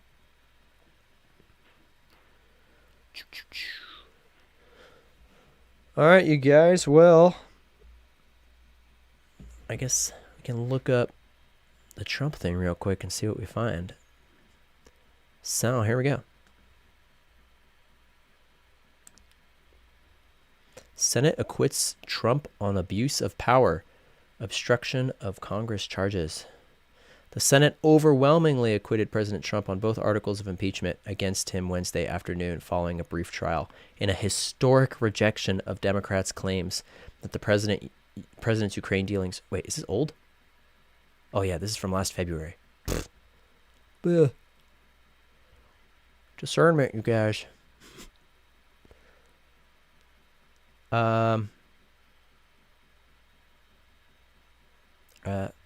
Maybe I'll go look at Kate's chat. Try to find the link. Again, you guys, join Telegram, because I don't know how much longer YouTube's going to keep me around.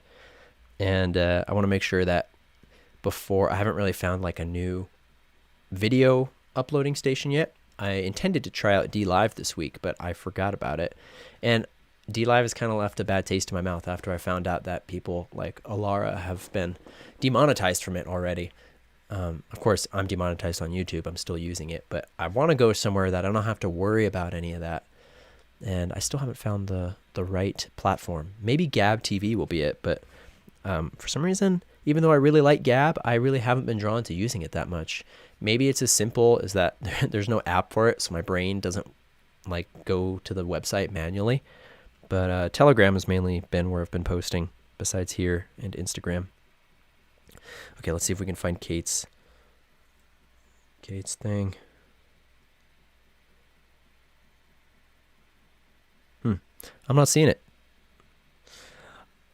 Has anyone else heard that 45 was acquitted? At this point, it's just a rumor. See how they have us on a wheel. That article is from another February. Yeah, another February. So maybe that was the mistake. Maybe somebody just saw that. Wait, here we go. 6 minutes ago, Trump acquitted, confusion over witnesses. Trump acquitted, confusion over witnesses, top takeaways from impeachment trial's last days. Of course, this is USA Today, so don't necessarily believe it the way that they're spinning it, but Trump's second impeachment trial closed on Saturday with an overwhelming party line vote to acquit Trump after the trial was thrown for a loop in the morning with confusion over potential witnesses. I gotta make sure this is, 2021. Okay. That's so weird. February. Oh my gosh, I just remembered another thing I wanted to show you guys regarding 17 and XRP. Okay, we'll get to that in a sec. Gonna look at some 17 posts that I think might be related to XRP, QFS type stuff. I don't know, for some reason this isn't exciting me. I don't know why. I feel like of course it's not over, so maybe that's why, like the battle isn't over. The vote came after confusion on how to proceed after the Senate unexpectedly voted to call witnesses. Oh, sorry, I'm not on the internet page. There you guys go. The deliberation over witnesses came after House impeachment managers and lawyers argued their cases over 3 days, with the prosecution arguing that there's clear evidence Trump incited violence, blah, blah, blah, blah. I guess only 7 Republicans voted to convict. Well, that's a really good sign. I mean, that's a sign that they're sticking to their loyalty. I did get the feeling that there would be a lot of double agent-y type vibes, like people who pretend, or people who were on Trump's side that then maybe looked like they weren't on Trump's side after the, election, but as a like double agent kind of move to throw off the enemy. It's funny because people, we all try to like figure out what's happening, and we all expect that all the dates and predictions that say like 17 gives are going to be right. But if we knew what was happening, the enemy would know what's happening. So we have to be completely clueless for them to even have a chance to be clueless, at least in a traditional 3D sense. I'm not including like galactic information and other external type ways to receive truth, the frequency of truth. Trump was acquitted and will be free to run for president again in 2024. That's great. Yeah, I don't know why I'm not like super excited about it, but that's good. Maybe it just hasn't kicked in yet. But I feel like we knew that it wasn't. Maybe we didn't know specifically that he was going to be acquitted, but we know that things are not going to go in the direction of Mr. B being president for 4 more years. I don't feel that. I don't feel like Mr. B is going to be around much longer. Wow, fascinating. The 7 senators who voted to convict Trump: Richard Burr, Bill Cassidy, Susan Collins, Lisa Murkowski, Mitt Romney, Ben Sasse, Pat Toomey. I think it's hilarious that like all the, I guess we can say liberal, but I hate dividing people by politics, but that the liberal people who hate Trump all of a sudden like love people like Romney now because they think that he's a stand-up Republican who is even though he's a Republican, he's standing up for what's right, which is getting rid of anything that challenges the deep state. We don't want any of that. But it's hilarious. Like, of course, Romney ran against Obama, and all the people who played into that game that loved Obama hated Romney, and now Romney's the new like figure for the left on the right, whatever that means. It's also silly. A surprise vote to call witnesses. Senators started the day by voting 55 to 45 to allow for the calling of witnesses and the subpoenaing of additional documents. Honestly, I haven't even been paying attention to like any of the impeachment trial. Every time I tune in, I'm just like, oh, turn it off.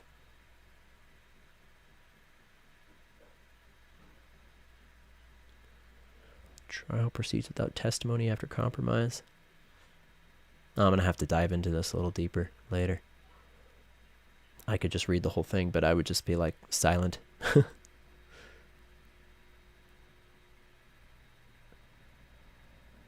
Huh. Well, cool. Good stuff. Let's jump over here real quick. Ooh, these look familiar. So, remember all those posts that talked about SEC tests? And we all thought, oh yeah, security tests, of course. What else would SEC be? Huh? Let's see what this makes it say. Yeah, they say security, secure. But still, this is the QAnon. I didn't say that. 17. .pub website, so they're just assuming what they think it means. But SEC test. Now, let's look at the dates around these, right? First of all, SEC, obviously, you get what I'm getting at, right? Like the SEC and XRP and this whole thing with the QFS. Well, check out the dates on every time SEC comes up. It's all surrounding February 22nd, which is the day of the SEC trial. So let's see how far back it goes. January 22nd, the first time they talked about the SEC test specifically. And when did we find out about the SEC lawsuit? I think that was late December. I'm pretty sure. Late December that we found out that the SEC was suing Ripple. And so, roughly this time period, this is late January, but still, like, this is when it was more of the buzz and lots of people were talking about it. And, of course, all the exchanges were, there's a good thing. By the 22nd, I'm pretty sure by like the 20th, all the exchanges that had delisted XRP had officially delisted them by like, it was like, they all announced in the beginning of January, like Coinbase, Kraken, all that. They were like, by January 19th or January 20th or whatever date, that will be the date when we no longer support XRP trading and sales.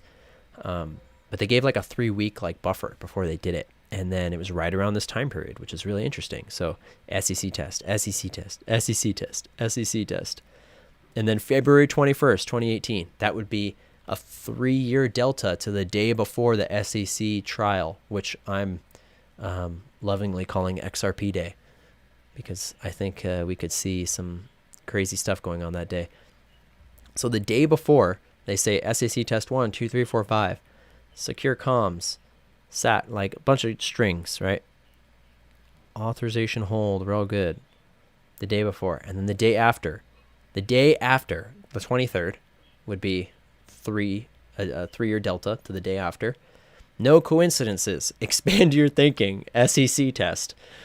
Oh, like, are we going to see that the day after, like the 22nd is going to be the day that XRP gets regulatory clarity with the SEC?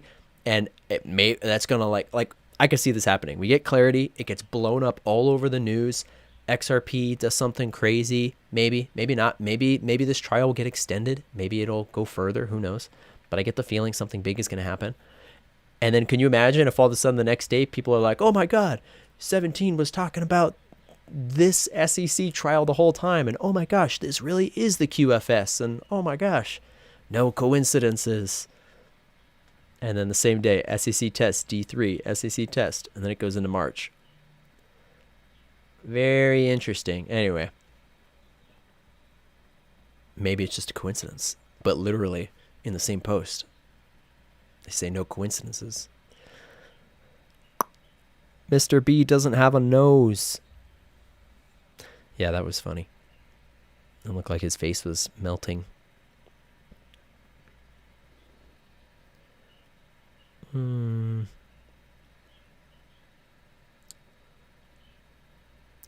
Later, Patricia.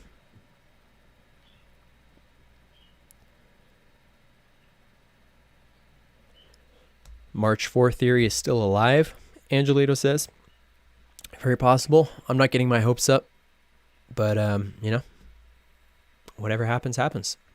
I feel like at this point, that's what we've been really tested to do with this faith thing, is rather than having hope in a particular timeline happening that we're like really hoping for, it's like we're being guided to put faith in ourselves and in the divine, and not in any particular expected outcome. But that said, I'm totally cool if it goes down on the 4th.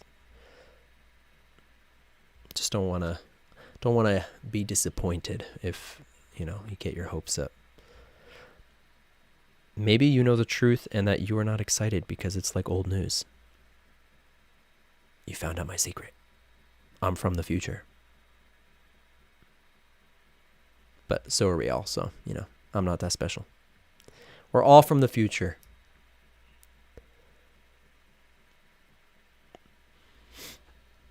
I imagine we will see riot activity increase now and use riots as another smear campaign.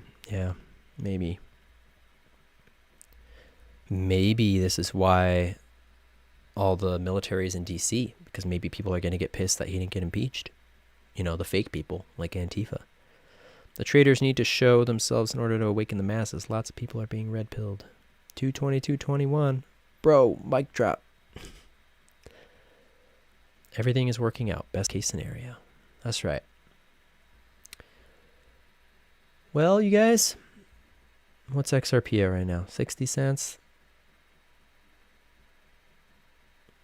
Interesting. Well, I think I'm going to wrap up the show then. That was a lot of fun. Hope you guys got a lot of good info out of that, or different perspectives, or whatever. I just hope you got something positive out of it, whatever it was. And yeah, this is awesome. Again, let's see. Here we go. Where is it? There we go. Whoosh. Telegram, Instagram, donations. Much appreciated. I love you guys so much. Let's do a quick sage burn to clear the space as we leave here.